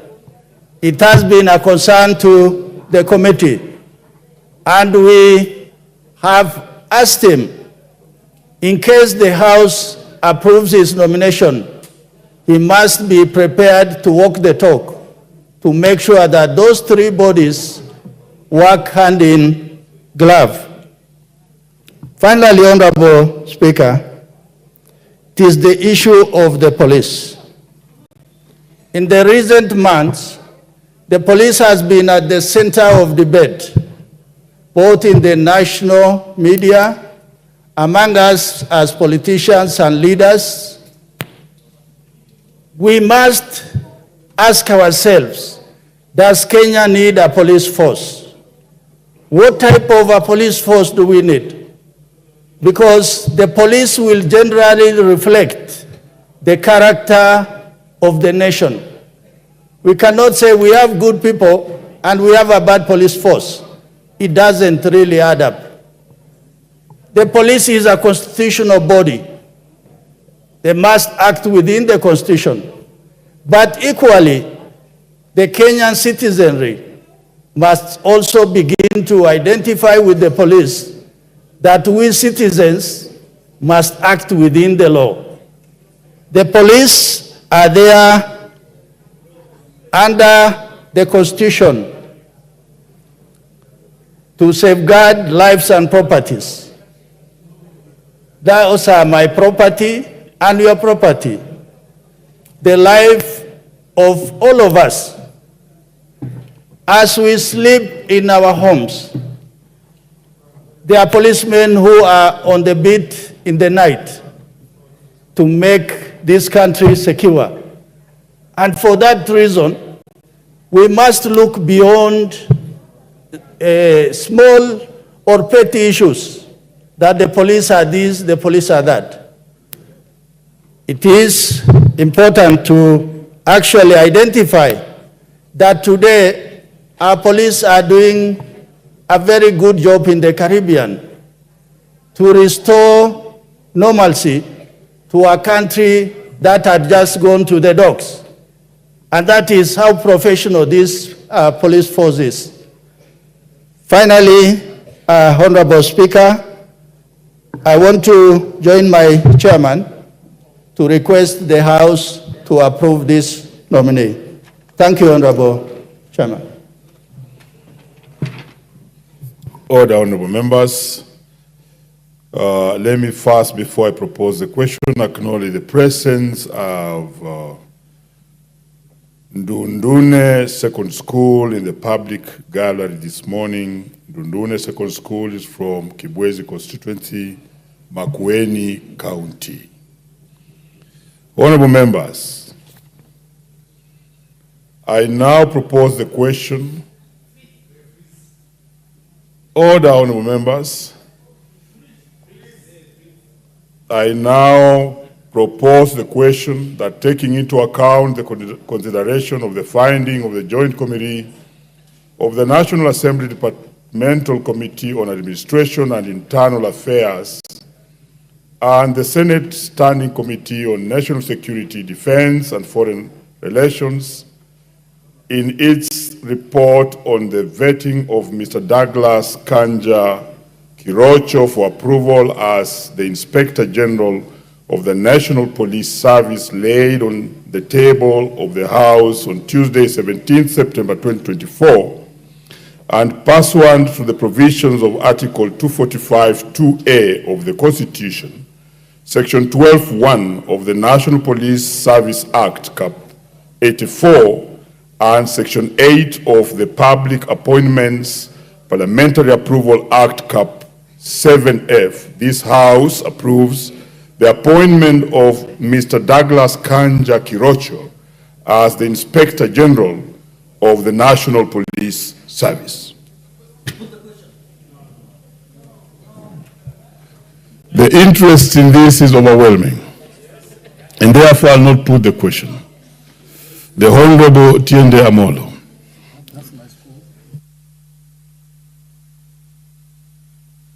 Could I get the mic? Thank you. Thank you, Mr. Speaker. Mr. Speaker, I want to thank the committee for the report. From the outset, I can confirm that I've read the report. I have read the recommendation for approval of the nominee, and I support that proposal. But Mr. Speaker, may I, on the outset, point out two things. One, contrary to what the chairman has said, that in their opinion, it is not open to subject such matters to merit and fair competition. I think that's against the Constitution. Every provision should be subjected to merit and fair competition, but that's not an indictment of the nominee. That is an issue of the nominating authority, so it cannot be held against the nominee. Secondly, the Vice Chair, in seconding the motion, used the word police force. We no longer have a police force. We have a police service, and that's where our problems begin. The nominee, as they are coming in, subject to this House's approval, must understand that they'll be running a police service and not a police force. Mr. Chairman, I want to support this because this nominee will be the 16th Inspector General, actually the 6th Inspector General since 2012, but if you start from 1964, they will be the 16th, because there were 10 before that. Mr. Chairman, I have looked keenly at the CV of the nominee, and this nominee is being nominated as the Inspector General at a very difficult time, when the police service is under microscope. It's under microscope for various reasons. First of all, Mr. Speaker, for impunity. It is a time that the acting Inspector General is demonstrating absolute impunity against the court. It is at a time the Inspector General, the acting Inspector General, is demonstrating impunity by withdrawing bodyguards of a judge because of orders that they perceive to be adverse. That is absolute impunity. Mr. Chairman, it is also at a time when there are unexplained disappearances and abductions. Just this morning, the chairman was made to commit to make a statement tomorrow. There are so many instances of unexplained disappearances and abductions. Mr. Chairman, it is also coming at a time when there have been questions of the police handling of lawful... Order, Otiende Amolo. I'm now the speaker, not chairman. Proceed. Thank you, Mr. Speaker. Mr. Speaker, you know you are my chairman in other areas, so... But for these purposes, Mr. Speaker, it is also coming at a time when there have been questions of the police handling of lawful demonstrations and picketing in terms of use of excessive force. But Mr. Speaker, I have examined the report of the committee and looked at the CV of the nominee, and I would say I'm impressed. I'm impressed first, Mr. Speaker, because from all the reports, this nominee is without blemish in his 39 years of service. That is not easy for a policeman. That is not easy for a person who has even been a deputy inspector general. and a commandant of the GSU. That is rare. Mr. Speaker, I'm also impressed because this is a person who you'd say has risen from humble beginnings in the service, from the lowest possible level as a constable to come up to this high level. It is not easy. We are used to getting CVs of people who have come at a very high level. Mr. Speaker, I am also impressed because this nominee has shown resilience. If you look at the CV, this nominee is not a genius, but you are not required to be a genius to be the Inspector General. All you are required to do is to have a degree. This is a man who has gone through what we call elimu ya ngumbaru. He is a man who has educated himself from the lowest level. I see that he only got a diploma in 2009, got his degree in 2014. You know, this is a self-made man. He is resilient, and that is actually a good sign. And Mr. Speaker, I have also carefully looked at the report. There has not been any demonstration of impunity. And for me, that is critical.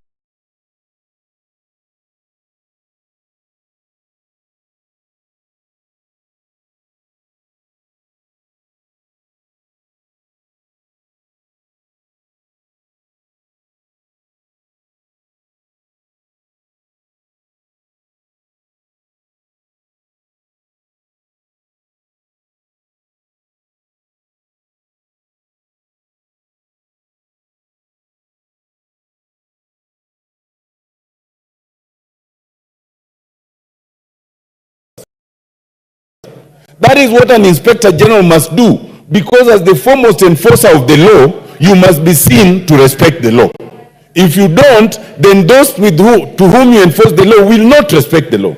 And I fault the acting Inspector General right now for showing impunity. When the courts require you to appear, all you need is appear. You don't need to defy and then issue a press conference explaining the functional and operational independence of the police service. There is no independence from the authority of the court. There is no independence from the authority of parliament. Your independence is within what is defined. When you are summoned by parliament, you must come. When you are summoned by the court, you must come. That kind of impunity is unacceptable. Indeed, Mr. Speaker, the acting Inspector General should know that he is working on thin ice. First of all, strictly speaking, there is no provision to appoint an acting Inspector General. And I dare the committee to consider this matter. Section 16 of the National Police Service Act allows the President to appoint an acting Inspector General in the event of temporary absence of the Inspector General, which means there must be an Inspector General who is absent. Where there is no Inspector General, you cannot act. You cannot appoint someone acting. So when you have been, by the generosity of happenstance, appointed an acting Inspector General, you cannot then demonstrate such absolute impunity. You should be humble, because that happenstance can be withdrawn anytime. Mr. Speaker, I want to support this appointment. I want to urge that as Mr. Kanja comes in as the IG, let him demonstrate why we changed the police from a force to a service. Let him demonstrate the ability and confidence on what President Ruto promised, that there will be no unexplained disappearances. Let us have an era where we do not have that kind of thing. Let us have an era where everybody respects the law, everybody is below the law, and everyone then is held accountable. Mr. Speaker, I support. Leader. Give me the mic. Thank you very much, Honorable Speaker. Honorable Speaker, I stand to support this report and also to support the appointment of one Douglas Kanja as the Inspector General of the Police. Honorable Speaker, allow me to say this at the beginning. This country and the Constitution transformed the police from a force to a service. Douglas Kanja is a man who can provide service in the police force, in the police service. He's not that person that will turn it from service to force. We have a candidate, Honorable Speaker, that is a humble man, a man who respects both the mighty and the lowly. He is a man that is destined to ensure that human rights in this country are respected. I know Douglas Kanja. I worked with him when he was the county commander in Kilifi. He was the boss of the county. But he worked with even the lowest of people. And today, if Kanja steps in Kilifi, everybody respects him. Everybody says this is a man that lived his time here well. I am sure even when he takes the seat at Vigilance House, people will be happy that we have that kind of an Inspector General. He has his job cut for him. And I think he's the best Inspector General we can have at this particular time, when the people who are there at Vigilance House are trying to turn back the clock of the gains that we have had at the police in this country. Issues of human rights, respect for law are being clawed back by the people that we have right now at Vigilance House. I believe, and I very strongly do so, that one Douglas Kanja will take us to the time that Kenya should be. The president has been very clear. He doesn't want to see forced abductions. He doesn't want to see extrajudicial killings. He doesn't want to see impunity in the law. He doesn't want to see that. But you can see there are people who are letting him down. But I believe that one Douglas Kanja will stand with the principles that the president upholds and ensure that forced disappearances in this country do not recur. These things that our chairman here is every day being told to explain, where is so and so, where did he disappear to? We have this case of the MCA of Wajir, Mandera. This is a simple case, but you see the back and forth. We have these people who are, the current Inspector General has been asked to explain in court. But because he feels he's bigger than the law, he doesn't want to go to court. I tell him, this government does not entertain impunity, and that Masengeli man must go to court and answer to the charges that he has been put there. Because that is being a servant. You cannot be above the law. And I think one Douglas Kanja will not purport at any one time to be above the law and to exercise the impunity that we are seeing. So I want to ask members here, even when Kanja served as the DIG, he listened to all of us. Yes. If you wanted something done, the only person who has one job that he must do, get rid of the corruption at Vigilance House and in the police force and the police service. He has that job cut for him. And I believe very strongly so, Honorable Speaker, that Douglas Kanja will actually do the job. Probably the police service will not be ranked anymore as the highest temple of corruption in this country, because I believe we have a man. And one last thing I want to say, I know Douglas Kanja fears God. He fears God. He's a religious man. He's a man that is schooled properly. I've seen him practice it, and I know that we have one person that will transform the police service. I also want to say, I heard what the Honorable Senior Counsel, Otendi Amolo, said. I haven't heard him in this parliament say the kind of platitudes he has said about an officer. In fact, I was surprised that one Otendi Amolo today can actually say such things. It means we have the right man for this service. I don't think it's broad-based. It is because it has come from his heart and his experience with Douglas Kanja. And I would like to ask, I know Rosabuyu really wants to speak on this, but I want to tell Rosabuyu, we have a good man that we have to approve for this job.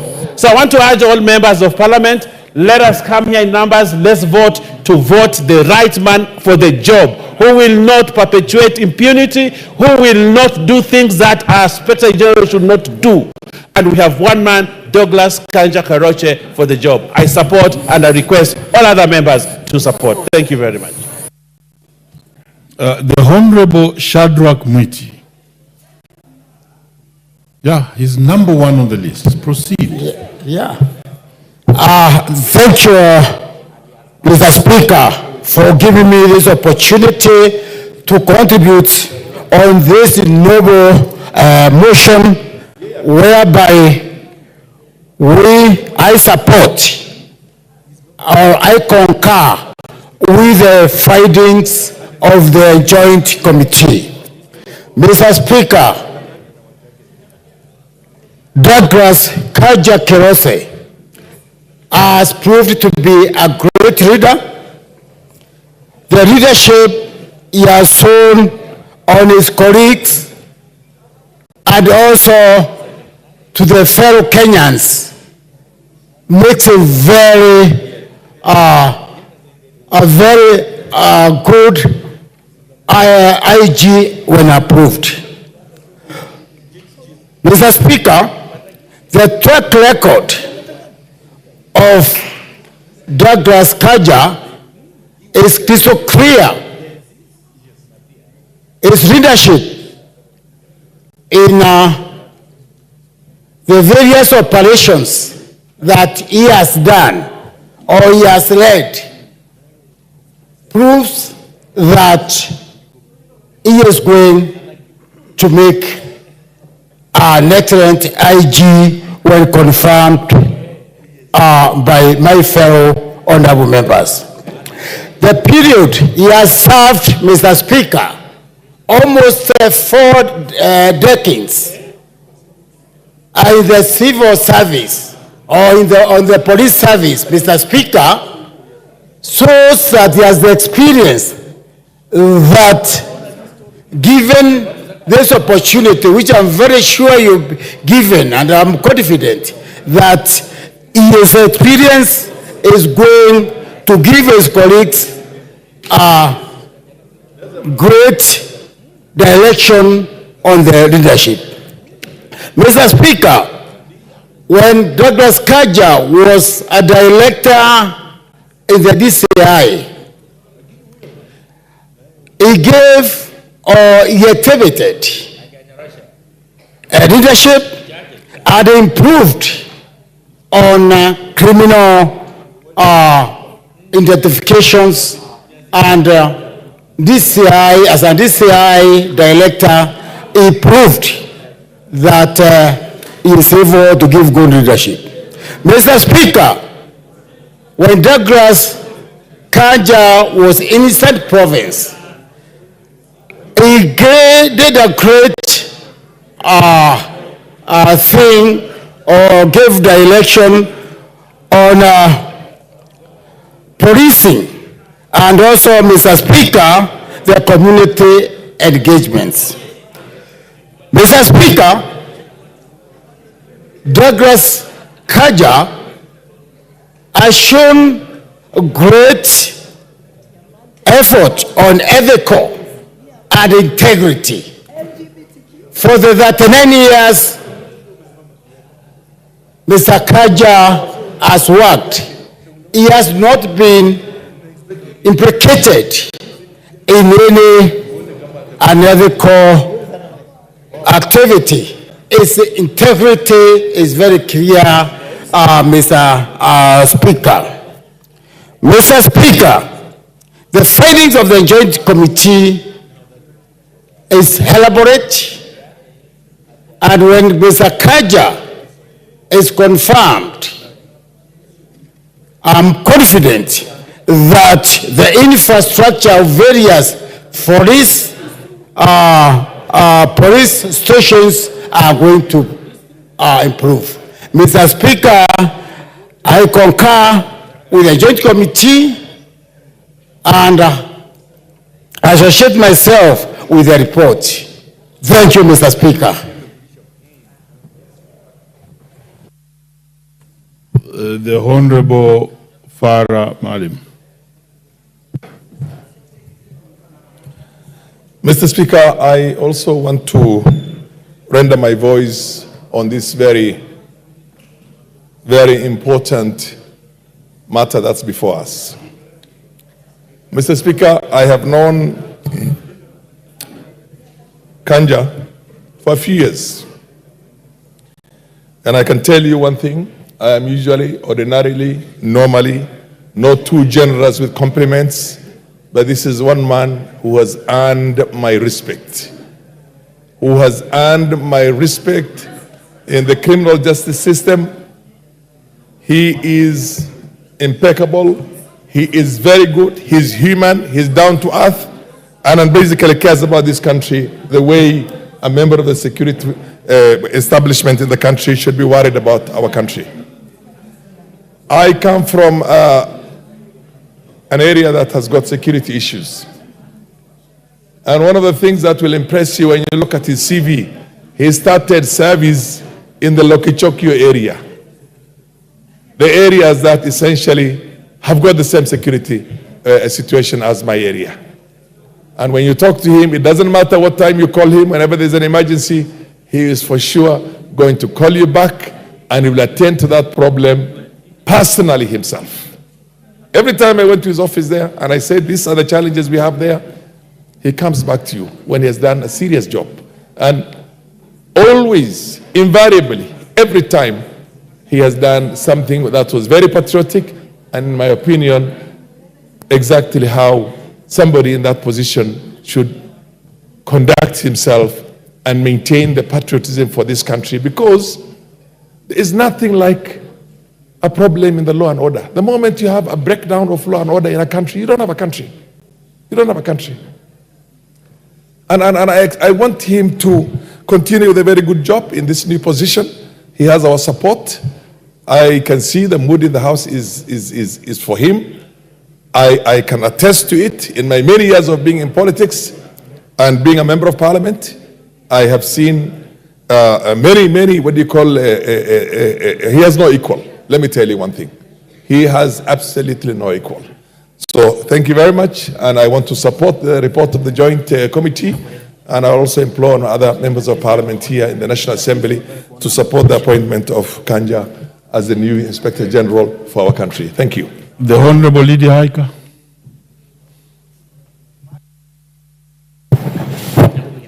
Asante sana Spika, hata mimi kunipatia fursa hii ili niweze kuchangia katika mjadala huu ambao ni wa kumjadili huyu Inspector Generali wa polisi. Na kwanza nataka kuanza na kupongeza komiti ambayo imekalia ripoti hii na ikatuletea hapa. Nimeona ripoti ikiwa mzuri sana, wameweza kumchunguza vyema na wametuletea ripoti ambayo ni nzuri. Speaker, nataka kusema hivi. Huyu bwana Douglas Kanja Kirocho ni mtu ambaye ni mzoefu kwa kazi yake, na tumeona akipanda madaraka kuanzia alianza kazi hii akiwa kwa daraja ndogo, amepanda madaraka mpaka akafikia mahali amefika, na hivyo ndio tunataka kuona watu wakipanda vyeo hivyo na kuungwa mkono wakiwa wamefanya vyema. Kwa ubora wake tulimjua sana wakati alikuwa katika ile operation ya wakati kulikuwa na ile mambo ya bombing pale Disit, na kwa kweli alifanya kazi nzuri na alifanya kazi vyema kabisa. Lingine ni kwamba hatujamsikia katika mambo ya ufisadi akitajwa, kwa sababu tumejua shirika hili la polisi limekuwa likiwa tajika sana, likitajwa na likihusishwa sana na mambo mengi ya ufisadi. Lakini miaka yote hiyo ameweza kuwa katika shirika hilo, basi hajahusishwa. Hilo pia ni jambo jema na ni jambo la kupigiwa upato, na kwa hivyo nataka kuungana na wenzangu kuunga ripoti hii mkono na kumtakia kila laheri atakapopata fursa ya kuwa Inspector General katika taifa letu la Kenya. Asante Bwana Spika kwa kunipatia fursa. The Honorable Sarah Kurere. Shukrani Mheshimiwa Spika. Naungana na wenzangu kuunga ripoti ya kamati ambayo imewakilishwa mbele zetu. Na Mheshimiwa Spika, ni kwamba nikiwa moja ya kamati ya usalama tuliweza kupiga darubini huyu Inspector Generali ama aliyekuwa naibu Inspector Generali, na ukweli ni kwamba Spika, umahiri na ukakamavu alionaye bwana huyu katika kutekeleza majukumu yake ni ya hali ya juu sana. Na Mheshimiwa Spika, ukitazama kwamba alianza kazi yake ama alianza wito, manake mimi naona kama kuwa askari wa polisi pia ni wito, katika umri mchanga. Na ukitazama pale alipofanya kazi Kenya hii ni mahali kama vile Lokishogio, Kapedo na kwingineko. Na Mheshimiwa Spika, hamna anaelewa zaidi vizuri hali ya usalama katika kaskazini mwa nchi yetu, na pale ambapo usalama imekuwa ni kitu ambaye imetukera sana wenyeji.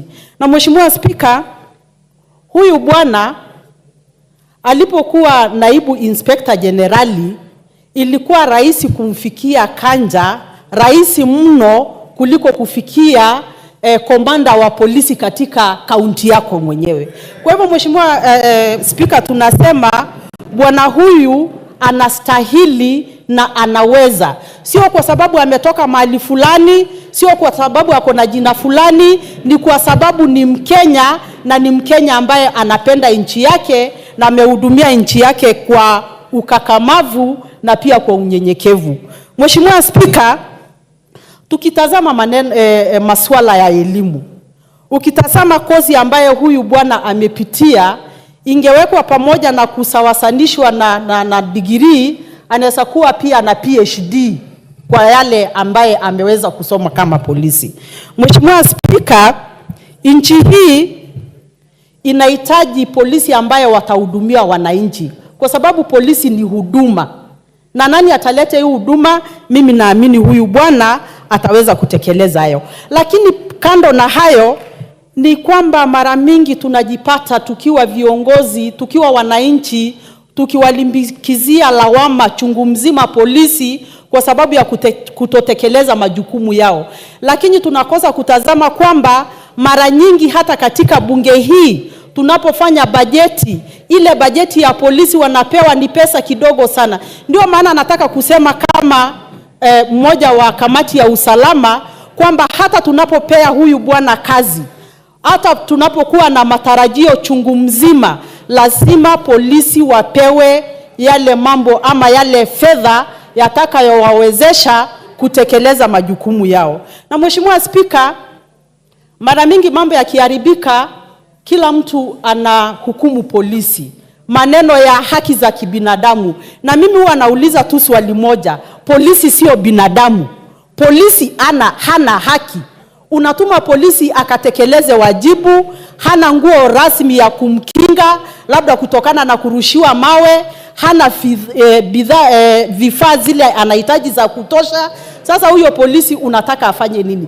Tunaposema maneno haki za kibinadamu, lazima tuelewe kwamba polisi wana haki. Na hawa polisi si polisi tu, manake hamna factory ambayo inatengeneza polisi. Factory ni sisi tumezaa watoto, ni watoto wetu, ni ndugu zetu. Kwa hivyo lazima tuangalie vizuri ili nao wawe na ile motisha ya kuweza kulinda haki na usalama ya Kenya vizuri. Manake usipopatia mtu haki yake, hamna yeyote atakayepeana kile ambacho hana. Kwa hivyo ukimpa haki, atakupa haki. Ukimkataza haki yako, nawe usitarajie kupata haki. Kwa hivyo ninasema hivi Mheshimiwa Spika, naunga mkono hayo. Na ningetaka tu kusema kwa viongozi wa Kenya. Kenya sasa hivi tuko tuna shida mingi, na sidhani shida yetu moja ni kujua nani anatawala mlima ama nini. Na ningetaka kusema hivi Mheshimiwa Spika, katika nchi hii, viongozi wa nchi hii lazima wawe ni viongozi wa kuunganisha Kenya. Na iwapo yale tunaona yataendelea vile tunayaona, ati kwamba kuna watu fulani wamekuwa sasa ni viongozi wa sehemu fulani, basi hatuna budi tubadilishe katiba. Kila region ile ilikuwa 8 iwe na naibu wake, ndio tupate watu watazungumza juu ya Kenya mzima, sio mtu kila siku kusimama kuanzia asubuhi mpaka jioni ni mlima. Kenya iko na mlima, Kenya iko na bonde la ufa, Kenya iko na coast na kadhalika.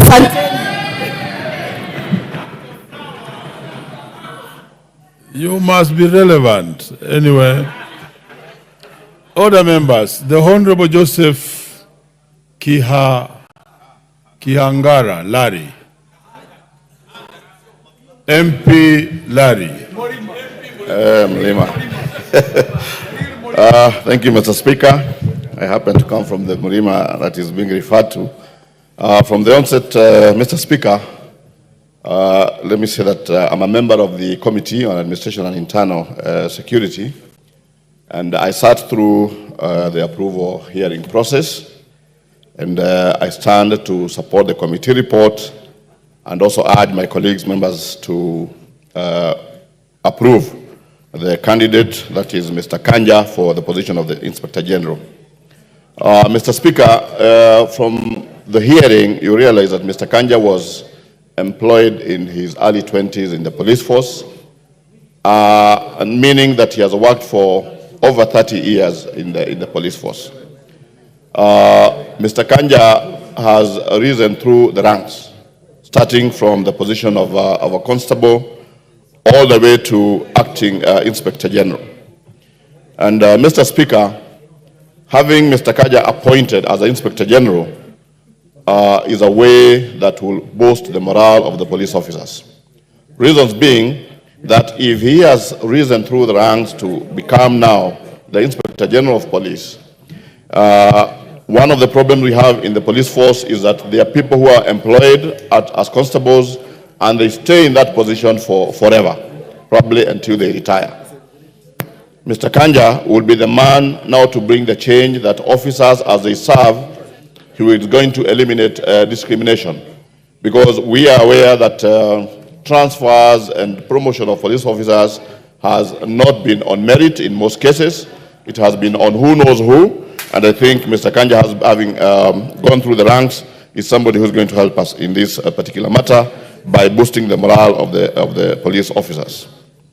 Mr. Kanja, from the hearing, understands the challenges that are faced by police officers. We have been talking about police reforms, and these reforms on issues of corruption, on issues of the welfare of the police officers, all this has not been achieved. But Mr. Kanja is the right person to do this because he understands, for example, the deplorable conditions that police live in. He understands the issues that I've mentioned on promotion and transfers, and also the issue of corruption that is a big problem in this country. He's one man during the hearing who told us that if appointed as Inspector General, one of the things they are going to do, and especially in the traffic department, is to ensure that police officers have have body cameras so that they can be able to be traced where they are. You can also be able to see the actions they're taking on the roads. And this is one way of assuring Kenyans that with Mr. Kanja at the helm of the police service, we are going to see some very tremendous changes. Mr. Speaker, Mr. Kanja also has worked in very many parts of this country, as members have mentioned. He has worked in areas where we had issues of the cattle rustling, and that means he's one person also who will be able to organize a police force so that they can be able to tackle the issues on the ground, and Kenyans will be able to live in peace. So I believe Mr. Kanja is the most suitable person to hold this particular position.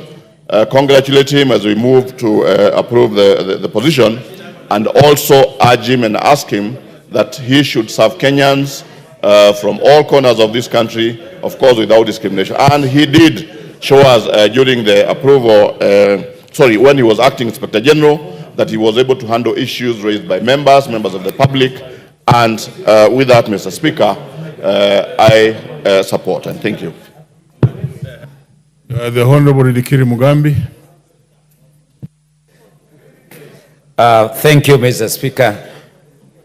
From the onset, I want to identify myself with the report of the committee and to say that this House to approve the candidature of Douglas Kanja Kelosho. Mr. Speaker, I have looked at the report and the structure or presentation of the report as captioned all the details of the Constitution by law. Mr. Speaker, I don't need to belabor so much on what really the report has brought us, because it has been very positive right from the word go. Mr. Speaker, we must understand the structure of security in this country, because that's where the importance of the Inspector General comes in. Mr. Speaker, the end of security in this country is none other than the President of the Republic of Kenya, who owns the Security Council of this nation, and where the Inspector General and the CS sit in order to advise the President on matters of security. Mr. Speaker, it is therefore very important that we recommend and approve a person who will be able to address the issues of security at the Security Council of this nation. Mr. Speaker, we must understand as a House that the only organ of security that report directly to the President is the National Intelligence Service. The other one reports directly to the Inspector General, who is in charge of operations of the security situations in the country. Mr. Speaker, the Cabinet Secretary in charge of security is only in charge of policy. But what we have witnessed in the past, Mr. Speaker, is the Cabinet Secretary is now been reduced into under the matters of operation. I think and I want to believe that the incoming of Douglas Kanja as the Inspector General, he will take up the responsibility of operations of the security organs in this country. Mr. Speaker, the Inspector General is in charge of three large departments. That is the Inspector General of Police, Deputy Inspector General of Police, and the Inspector General of Administration Police, or what they call SIPU, Critical Infrastructure Police Unit, and also now the traffic and the CID. This person in character, in experience, must be of high standard, and that's what we are seeing from the report that has been presented by the committee. I want to thank the committee for that. Mr. Speaker, the job specifications and job descriptions have been given, and I have no doubt in my mind that Douglas Kanja fit in that by character, by experience, and by identification. Mr. Speaker, we have witnessed a lot of security issues in this nation, and we need, Mr. Speaker, somebody who really is empathetic in character, somebody who is humility, somebody who is listening, somebody who is able to identify himself with the people that he is leading. One of the greatest problems that we have in the police leadership in this country is to have somebody on top there who has no clue of what the constables are going through out there. Mr. Speaker, the police of our security organs, led from the police post, they have no infrastructure. Some of them have very funny looking uniforms. Some of them have no even weapons, and they are supposed to be police officers. I want to believe that arising from a police constable, 1985, to date, 39 years, this person can very easily identify himself with the personnel that he is leading. Because some of the staff, the way they operate, is because that somebody who is on top there has no empathy. He doesn't think about these people. Mr. Speaker, I want to believe that this person has a lot of discipline. He has manifested himself. He has shown leadership. He has shown that he can see what other people are seeing. More so, we need somebody who is able to listen to the members of the public, and that is Douglas Kanja. Personally, Mr. Speaker, I have handled a work experience with Douglas Kanja. You know, I bought a Isiolo and Laikipia where cattle rustling is bad, and I have seen Mr. Douglas Kanja in operation, in uniform himself. So, Mr. Speaker, I join my colleagues that this is the only person I have seen in the recent past. My experience with the three former Inspector Generals, I don't want to repeat that, but I want to believe now the best man is now about to be confirmed as the Inspector General of Police. I thank you, Mr. Speaker. Very well. The Honorable Hussein Witan. Thank you, Mr. Speaker. Being a member of the Administration and Internal Security Committee, I can assure you that we have taken this nominee very seriously. We have taken him through very rigorous vetting. And what we have seen is that this is one person we can recommend for Kenyans. This is one person who can take this country to a higher level. This is one person who can see, the interest of this country more than any other person. Douglas Kanja has served in this service for 39 years. 39 years from constable, when I was not even there. When I was maybe around 2-3 years old. And you can imagine serving from Lokichokio to Kilifi to Northeastern to Isiolo and everywhere. All the harsh areas where Kenyans call, the harsh areas. He served and he performed. I can assure you, when he served as the DIG, most of the members visited his office, the way he received them, the way he has taken action against the issues they raised, they can all be, a witness to what we have really forwarded to the National Assembly. We have vetted this man. We have checked on all the necessary requirements. This is one person whom we are sure that he will perform, change, the attitudes of the policemen, the servicemen, that is, the living standards, the housing. Police in this country are undergoing very serious challenges, especially in our areas in Northeastern Province. You can see police having, some of them spending even, in the cold, some of them without vehicles, and OCBD and OCS traveling, with the public means, with all those serious security challenges. This is one person we expect to change those kind of lifestyle and those kind of challenges. I want to request my colleagues to support us, because we have not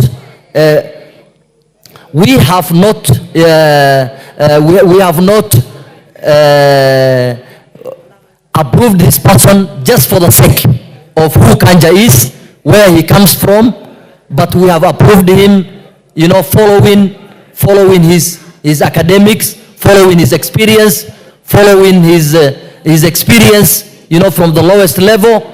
We request you to approve so that he can start his duties as quickly as possible and change this country to the better. Thank you very much.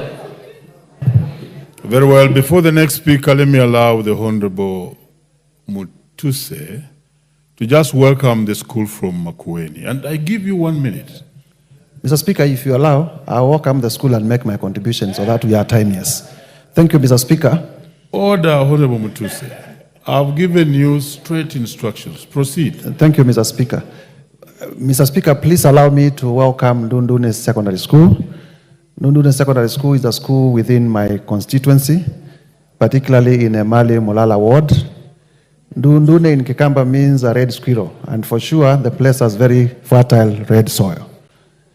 For the students and your teachers, this is the National Assembly of the Republic of Kenya, created by the Constitution to debate on issues that are of concern to you, particularly education, and we'll be working together to ensure that you get the best education, and also to create the necessary environment so that when you get out of secondary school, you can go for higher education and as well get jobs in the labor markets. With those remarks, Mr. Speaker, we welcome Ndundune Secondary School graciously to the House, and also we support the appointment of Mr. Kanja for several reasons that we will be stating, if you allow me. Mr. Speaker, 1 minute. Order. 1 minute, because Take I'm your on the mic. seat. You have done the business that I gave you to do.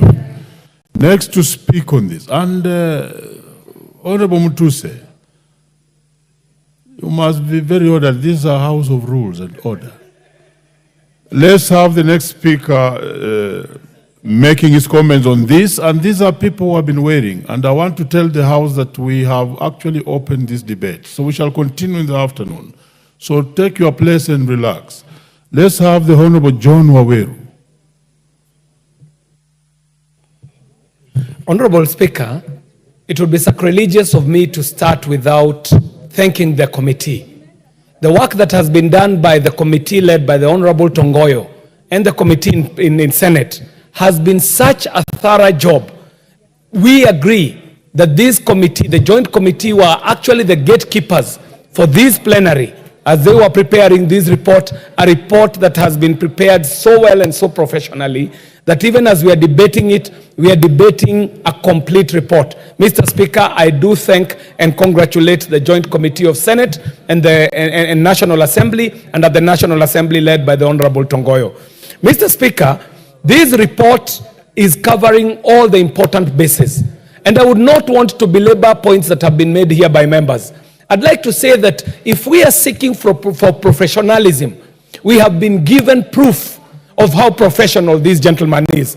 If we are looking for integrity, they have gone through the lengths, they've gone to the lengths to ensure that this man is untainted, fresh, and ready to serve the Republic as an officer of the law. If we are looking for experience, this is a gentleman who joined the force 4 decades ago, has had an experience of a lifetime in the force. So we are not placing an individual from outside to the top of the police ranks, an individual who does not understand how the police service operates. Mr. Speaker, as Mr. Kanja comes to office, his work is cut out for him. Mr. Speaker, there are a lot of issues that need to be addressed in the police service.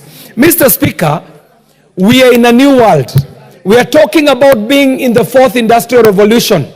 We are talking at a time when we are talking about things like artificial intelligence, robotics, the Internet of Things, data analytics. The point I'm making here, Mr. Speaker, is that even criminals have improved their techniques of crime. The people who do not mean well for this country have also improved the techniques of crime, Mr. Speaker. We are talking about new avenues of crime. We are talking about cyber crime. We are talking about cyber attacks.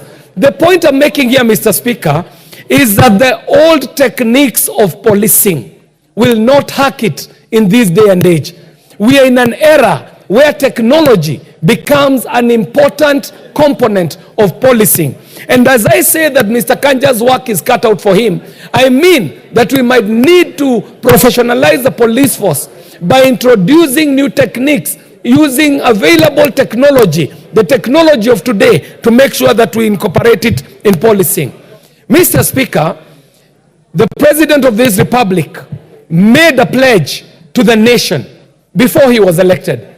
He said that the moment he is sworn in, that the moment he puts down the Bible, he shall disengage the police force and the police service from the office of the president.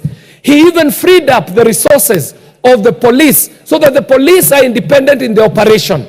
Mr. Speaker, as Mr. Kanja comes to office, he might need to come with innovative ways of mobilizing resources to ensure that the police force is able to mobilize resources beyond that in which we are getting today, so that the police force is able to do what is necessary.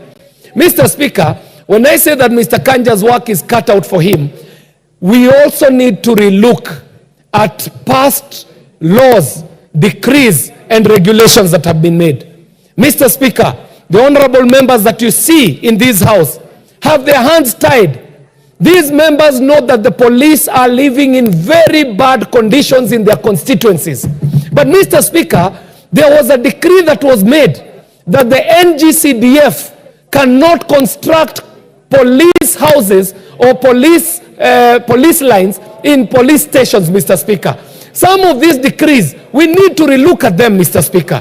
Mr. Speaker, there was an arm of the police called the administration police. The police were able to assist the national government officers in their work, Mr. Speaker. The moment the administration police were withdrawn from the chiefs, from the ACCs, from the DCCs, our Ngao officers were left exposed, Mr. Speaker. So when I say that Mr. Kanja's work is cut out, some of the work he has to do is to look at some of these existing policies, legislations, decrees, and regulations that have been made so that we can reverse them for the good of our republic and to improve the plight of our officers. Finally, Mr. Speaker, this new man at the helm has his work cut out in terms of stakeholder engagement. We are told that the police is one of the boogeymen in this country, that it is a punching bag. The police must find a new way of engaging the different publics. The public that is the citizen, the public that is parliament, the public that is the executive. So Mr. Kanja will also have to be a diplomat as he does a diplomatic roadshow to be able to showcase a new face of the police to the different stakeholders. Mr. Speaker, it has been mentioned here that yes, Mr. Kanja does come from a region, and that is true, Mr. Speaker. We can never run away from that. But Mr. Speaker, this cannot be taken to be a charge on an individual. Everybody comes from a region. But even as we talk about regions, there are people like us. It is said that to come to this Nairobi, you either came by bus or you came by birth. Some of us came to Nairobi by birth. We belong in Nairobi. We may have traditional or heritage areas that we came from. But where we came from, we cannot fit there if we were all told to go back to our home areas. We have to have an understanding as we are having regional conversations that even in your region, you have very many people who live in diaspora. And when you heighten up the discussion about where each and every person comes from, us who are people who live in diaspora, where shall we be running to? We do not know any other homes. So Mr. Kanja is not presented to this house as a man from the Morima. He is represented to us as a professional with integrity who has experience and an officer who is able to serve as the IG of the National Police Service. Thank you very much, Mr. Speaker, and I do submit. Yes. Daktari Nyikal. Thank you, Mr. Speaker, for giving me this opportunity. Mr. Speaker, I rise to support the report of the Joint Committee. Mr. Speaker, I must commend the Joint Committee for the work they have done. They have actually looked at all the relevant areas. They have looked at the processes that need to be taken into consideration, and they have found that those are correct.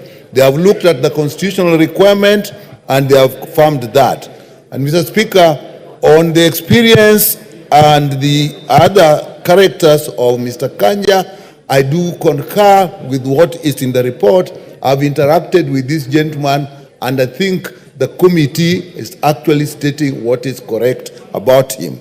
Mr. Speaker, there's only one issue that the committee has addressed, which I think has come out that we look at into the future, and it affects him. It was the issue of the retirement age of the Inspector General. It does look that the law as it is now is silent on that.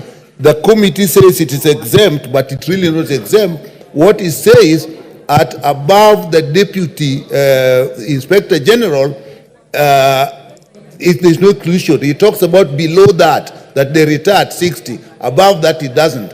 And I think that is a lacuna in the law that we should look at in the future. Other than that, Mr. Speaker, I find that Mr. Kanja can actually, from what is in the committee, for the work he has done, from what members have said here, he actually fits the bill. And he really has to realize, Mr. Speaker, that the police is the most important unit in terms of internal security. You can have an army, you can have a strong army, but that does not really secure internal security. It is the police, the interaction with the civil society and with the people that really secures. And the police is extremely important in the criminal justice system. If they do not get out the investigations and the evidence properly, the criminal justice system will not work. We also know that Mr. Kanja will face challenges, and one of the challenges is actually the welfare of the police officers. We all know, and all of us saying that even their accommodation is not correct. We are also aware that there's a lot of homicide and even suicide amongst the police officers.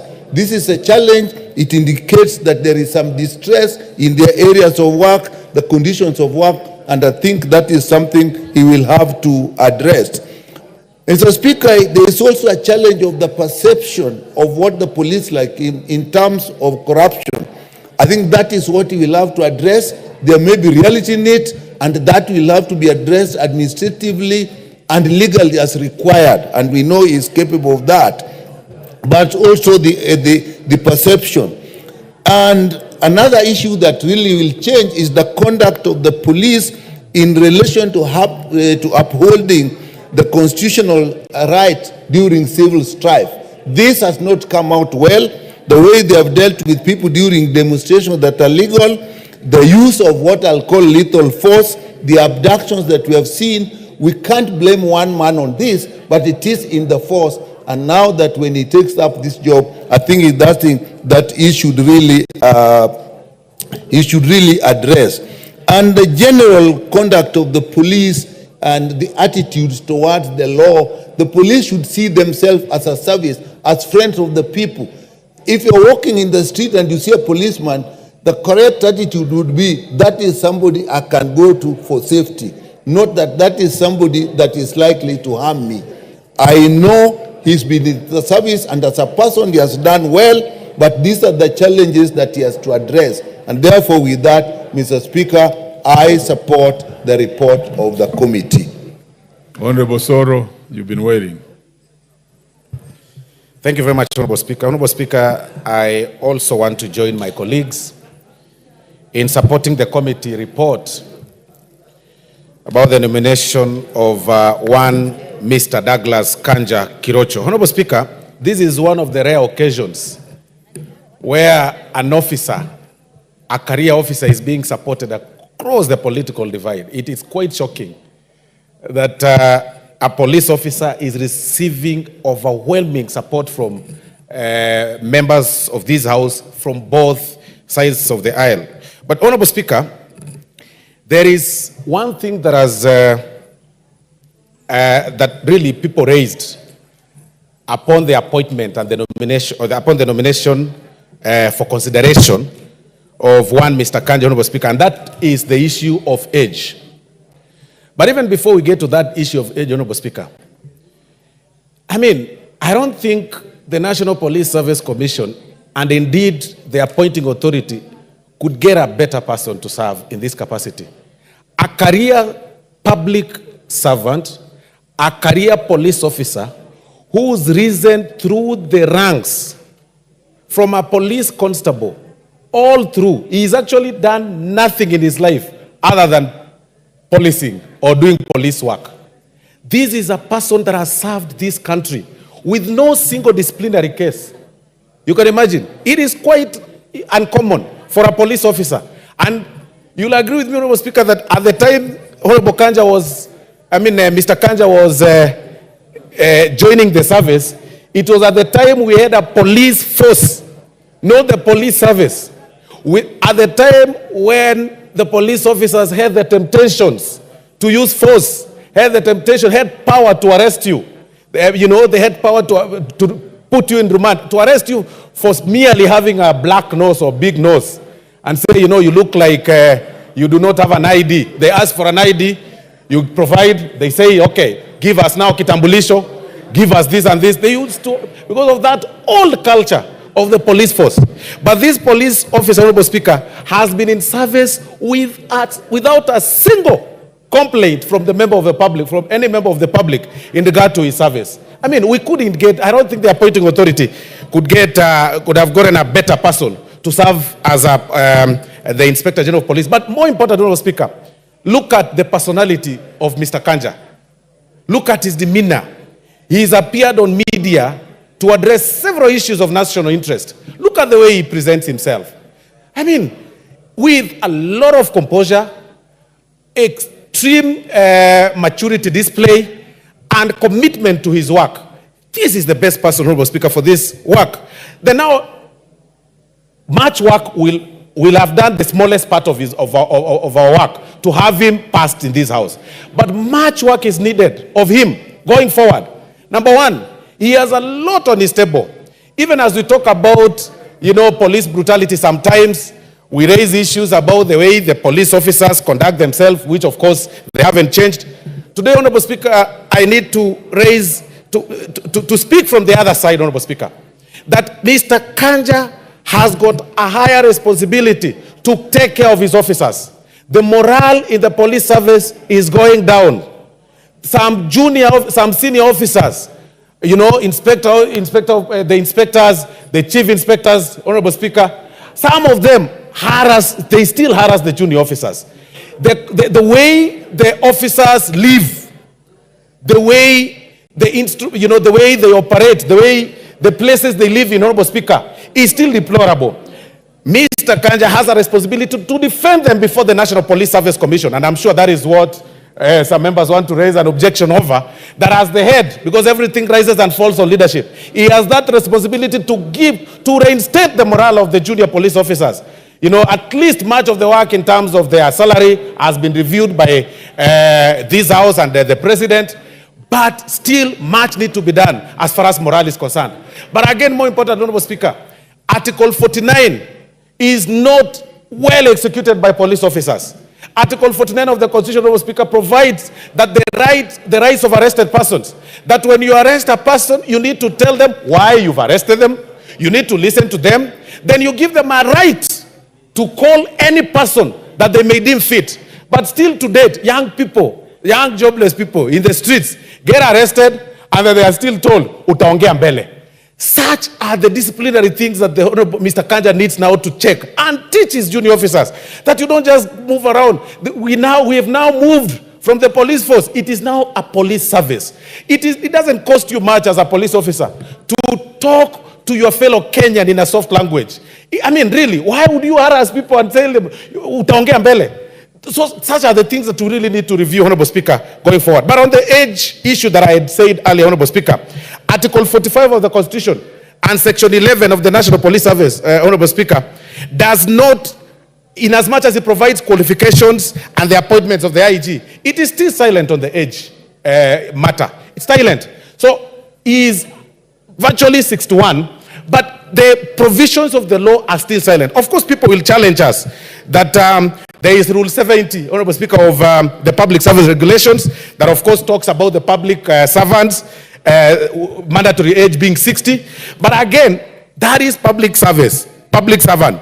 Then, that is separate, doesn't apply on the IG because there is an element of the definition of who qualifies to be a public servant or who qualifies in that particular provision. And then now that, of course, is provided for under Article 260 of the Constitution, which then now defines who then is to be called a state officer, Honorable Speaker. I mean Article 234, sorry. So, Honorable Speaker, with those very, very many remarks, I implore on this House to expedite this process and have Mr. Kanja passed so that we can have a substantive IG of the police. Because there has been a debate, on orders of the court, being defied by the acting Inspector General of Police. I mean, now we are going to have a substantive one because we really need not to delve into such matters. But again, we also advise the police and the judiciary that we all maintain our independence. The police unit is independent in terms of the operations, and the judiciary is also independent because there is a delicate balance. At one point, you hear a judge complaining about the withdrawal of security officers, and on the other side, they say they are independent. When the police the Inspector General comes and says, we are independent, it also raises the issue. Those instruments or those institutions that have been set by the Constitution, Honorable Speaker, are independent in their own rights. The judiciary is independent and the police is independent. But again, Honorable Speaker, even as a court officer, it's important, of course, for us to also, because I speak now as a court officer, as an advocate of the High Court, it's important for people to obey court orders. But again, we also need not to personalize. And this I really must say, that judicial activism should also stop. We need not to personalize public service. If in the place of the IG, IG sends the DIG to represent him because that is public service. I mean, that should also be taken in. You can't just say, now that, I simply want the IG. What happens with the DIG? Because we have the IG, then we have a DIG in charge of the AP, then we have another DIG in charge of the regular police. I can't really define how a judicial officer can say, fine, if the DG has been, order, the DIG has been order. sent. You have deviated. There's a point of order here now. Yes, what's the point of order? Yes, thank you, Mr. Speaker. Honourable member. I respect Mr. Soro, but you see, when a mistake is done, it is wrong for us as a house to defend it. The judge had the platform of seeking whoever he wanted to come. And really you are out of order to say that the alternative was okay. I think that is wrong from this house to come. Thank you, Mr. Speaker. Thank you very much, Mr. Speaker. I really still do not understand the point of order. Well, I was simply making my case that in public service, in my place, if I am called upon by any senior officer in government, Honorable Speaker, and I opt to send Honorable Naomi, Honorable Speaker, I'll be right to send Honorable Naomi because we are within the public service. But what I would say, even in conclusion on that line, Honorable Speaker, the acting IG still has a window. He was given 7 days. And we really need to delve that because the 7 days have not lapsed. Nobody should actually blow unnecessary trumpet as far as his words are concerned. But with those very many remarks, Honorable Speaker, I support the report by the committee. Thank you very much. Well, Minority Leader, as a ranking member. Thank you, Mr. Speaker. Proceed. Mr. Speaker, I will be very brief and short. Mr. Speaker, on this matter, Mr. Speaker, this is one of the approval or the appointments that in this house you say give it a chance, Mr. Speaker. It's an approval that you can describe, let's give it a chance, Mr. Speaker. Because, Mr. Speaker, why do I say so? Mr. Speaker, since the new constitution came in place, I don't think this country has gotten it yet right in the appointment of an Inspector General, Mr. Speaker. As you are aware, Mr. Speaker, the constitution, when it was enacted, was very clear on how, Mr. Speaker, what is this market going on here? Order, Elachi. I know that matter is juicy of court orders, but please, order. Proceed. Thank you, Mr. Speaker. Mr. Speaker, when the new constitution came into place, the criteria of getting a new IG was very clear, Mr. Speaker. And the office of the Inspector General was made a constitutional office, Mr. Speaker. But what happened? Through legislation, Mr. Speaker, this House changed the method of appointment of a new Inspector General. What was emphasized in the Constitution was that the National Police Service Commission, which is also an independent commission, was supposed to advertise in the dailies, in the media, for people to apply who wants to become the Inspector General of Kenya. Then after that, the National Police Service Commission was supposed to shortlist and come up with a few number that they can interview and then recommend names to the President, Mr. Speaker. We sat in this house in one afternoon and we changed. And we went back to the old way of doing things, where the President now nominates someone, then it's taken to the commission, then like this, like that, then the same person comes to this house to be approved, Mr. Speaker. That is not what the new constitution was thinking about. Then we went down even to the deputy DIGs, who are not even vetted by anybody, who are appointed directly by the President, Mr. Speaker. Mr. Speaker, one of the biggest problems this country is facing is security. And if we don't get it right, we shall continue having problems day in, day out, Mr. Speaker, and that is why investment will be a problem, because there is no investment without security. We want to have, with this, the new constitution changed our police force to a police service, Mr. Speaker. And there was a reason why that was done. Because people wanted an institution that provides services, not an institution that overlords on them, Mr. Speaker. Every year, every government that comes into place, Mr. Speaker, talks about police reforms, but nothing happens. It's just the word. It's just the statement. It ends there. We are going to reform the police. We are going to have a responsive police.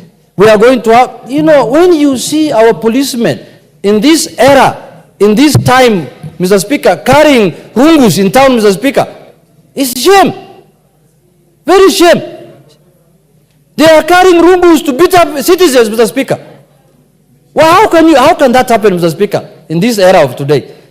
My last thing is, Mr. Speaker, the new police inspector general must come and address the welfare of the police service, the policemen of this country, Mr. Speaker. The kind of places our policemen stay and live with their families, Mr. Speaker, no one can accept to live in that situation who is a member of this House, Mr. Speaker.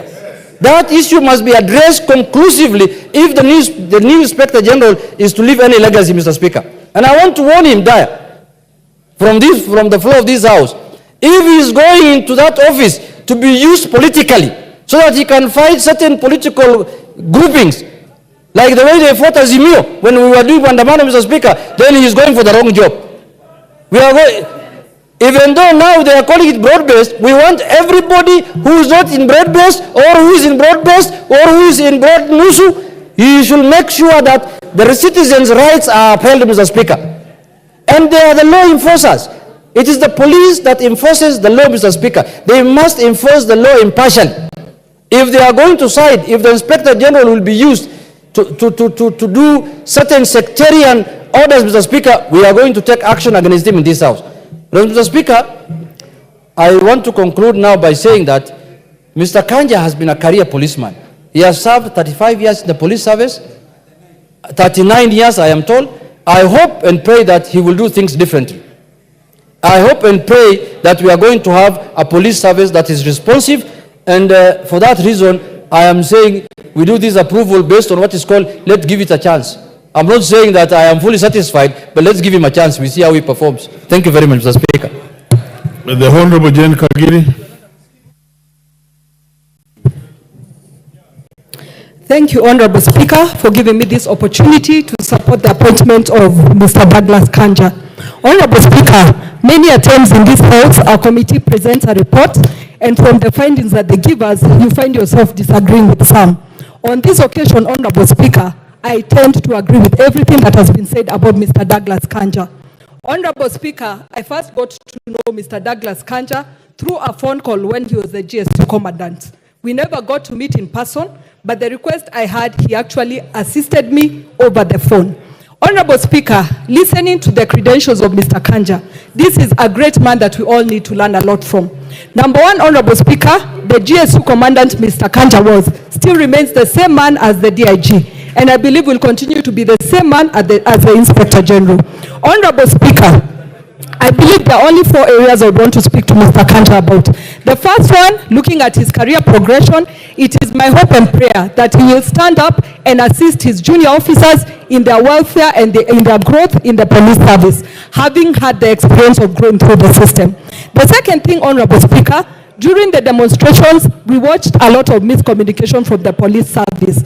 Honorable Speaker, it is my hope and prayer that with Mr. Kanja in place as the Inspector General, we will have more communication with fellow Kenyans, explain to them what is required in demonstrations and what is not allowed, Mr. Speaker, so that in the eventuality, nobody finds themselves in the wrong side of the law when they are exercising their right. The third thing, Honorable Speaker, I would want to remind Mr. Kanja that Laikipia still remains a very sensitive area in terms of security. We are very grateful that we now have national police reservists. It is my hope and prayer again that he'll remember these young men and women who spend their nights protecting others and ensure that they get their medical cover as well as they get improved allowances, Honorable Speaker. Finally, Honorable Speaker, I would want to speak on the final thing, Honorable Speaker, I would actually want to say is with the great personality Mr. Kanja has, we hope he's going to have good collaboration with other agencies. And other agencies, I mean the IPOA, the Independent Police Oversight Authority. An authority that believes it is okay for a police officer to be injured, but it's not okay for the police officer to protect themselves. Honorable Speaker, that is one area that I hope is going to build a collaboration. Honorable Speaker, I conclude by saying, herein comes a great man. I wish Mr. Kanja all the best, and I know he's going to do this Kenya good. Thank you. Is the Honorable Charles Ngusia in the House? In his absence, then we have the Honorable Karoli Omondi. Thank you, Honorable Speaker. I don't know how many minutes I have. Maybe 7. Donate for me too. I'll try and be brief. People are asking me to make a donation of some of the minutes, but I'm not sure I have the power, but I will try and do my best. Mr. Speaker, my contribution will not be so much on the qualifications of the candidate. I just want to talk about the process of vetting and how we could improve it so that this House may the better be enabled to discharge its functions more effectively. Mr. Speaker, under our standing orders number 195 and 204, any member is actually entitled to participate in any vetting committee and raise questions. But I don't think most of the members are aware of it. And I would like to suggest that when we are dealing with vetting processes, then the leadership of the House, the Speaker's chair, should communicate to members and invite them if they have any issues to participate in the vetting process. But I would also like to note that when you read this report, it is short on a few issues, like the way the integrity question is being answered is not exactly exhaustive. I think we need to have a deep dive into the working business and history of the nominees. I'm a little taken aback that what the House has been doing is purely to look at the letters from certain government agencies like EACC, CID, and the rest. And we do not exercise our powers under Article 125 of the Constitution to suo motu or on our own motion call for information and access public records or private records dealing with business, work, tenure of most of these nominees. I think just to rely on letters from EACC and then to say, okay, we have no question on the integrity of a candidate is not good enough. I think we should go deep and invoke Article 125 of the Constitution and truly interrogate the issue of integrity of most of the nominees that we bring to this House. Secondly, if you look at this report, even questions of domain knowledge are not very exhaustively discussed. And again, I think as a House, we need to do much better than this and interrogate like every candidate on their domain knowledge of the sectors that they are being tasked to manage. There is no reference on transnational crimes in this report, the capability of the candidate to deal with such issues, counter-terrorism measures, all issues of corruption. They are just mentions. So it's not a very exhaustive report in my view. You cannot really look at the candidate and say, okay, we are getting the right person for the IG to deal with the current challenges in our criminal sector. Finally, because I want to save time, there is nothing in the report telling us about the nominees' planned policy initiatives to deal with fundamental issues in that sector. What kind of reforms does he intend to undertake? We don't have a flavor of what his views or what his philosophy on crime and crime preventions are. There's nothing about the welfare. What are his views about welfare of police officers? Issues to do with value for money as an administrator, rationalization of public expenditure, suppression of corruption, even how he intends to actualize Article 10 and Chapter 6 of the Constitution and make the police force corruption free. There are so many issues that are missing in the report, Mr. Speaker, and I would really urge the House and the leadership to look into the question as to how we conduct our vetting of nominees and see how we can make this a truly interrogative and productive process so that we don't just undertake perfunctory functions, bring reports here and we then endorse. But nonetheless, I don't know this gentleman. I have no views on him. I don't have a report that can enable me to make very informed decisions about him, and I leave the matter as that. Thank you very much, Mr. Speaker. Very well. Minority Whip. Just take a bite of the 2 minutes. Proceed. Order, Honorable. Thank you, Honorable Speaker, for allowing me to add my voice to this very important report, as I congratulate the committee for doing great work in doing the analysis and everything and giving us this good report that will guide this House in making this great decision. I also want to say that Douglas Kanja is somebody I have interacted with. He's a humble person who listens to people and who also acts on time. And because of time, I may not be able to say all that I wanted to say, but the areas that he needs to give attention are the following: corruption, abductions of people, homicide is getting worse in our country, and then the police fraternity needs a lot of attention, and their welfare, their families. Many police officers have committed suicide and have also killed or done a lot of harm to their families. He needs to give a lot of attention, proper counseling to be set aside, and their welfare to be put into consideration, so that we can have police officers who are able to guard the nation and to give the service to the people when they are all happy with the services that they are getting. I want to say that we have a lot of hope in him and pray that he will soon take up the office. Thank you. Alice Nganga, discretion.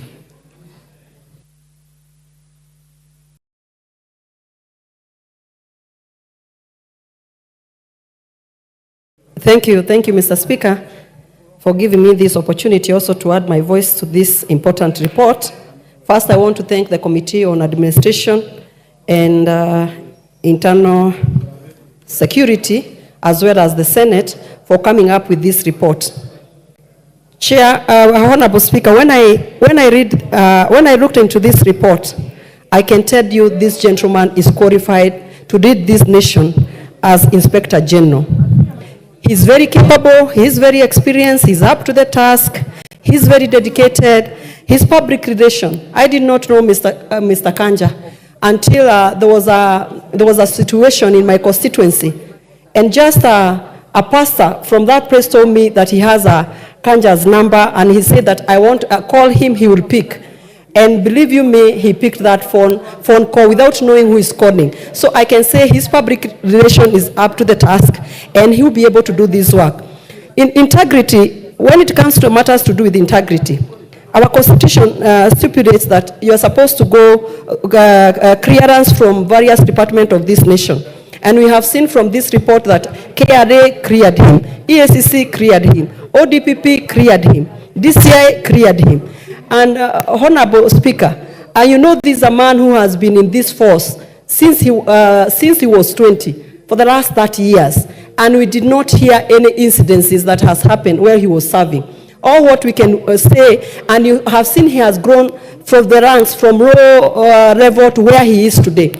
And we have seen when we are going through this report, there was no godfather, there was no godmother to push him. It is him and his work and his God, and he has made it to this far. What we can do is to wish him well. We tell him Kenyans are really waiting for him. His tray is full. We need to see this experience of that years, what he's going to do with this. I know he's very sagacious. He can take this country to the next level. All we need to do this time is to wish him well.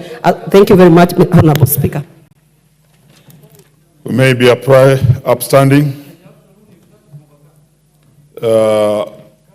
Honorable members, and the time being 1 p.m., this House stands adjourned until Wednesday, 18 September 2024 at 2:30 p.m.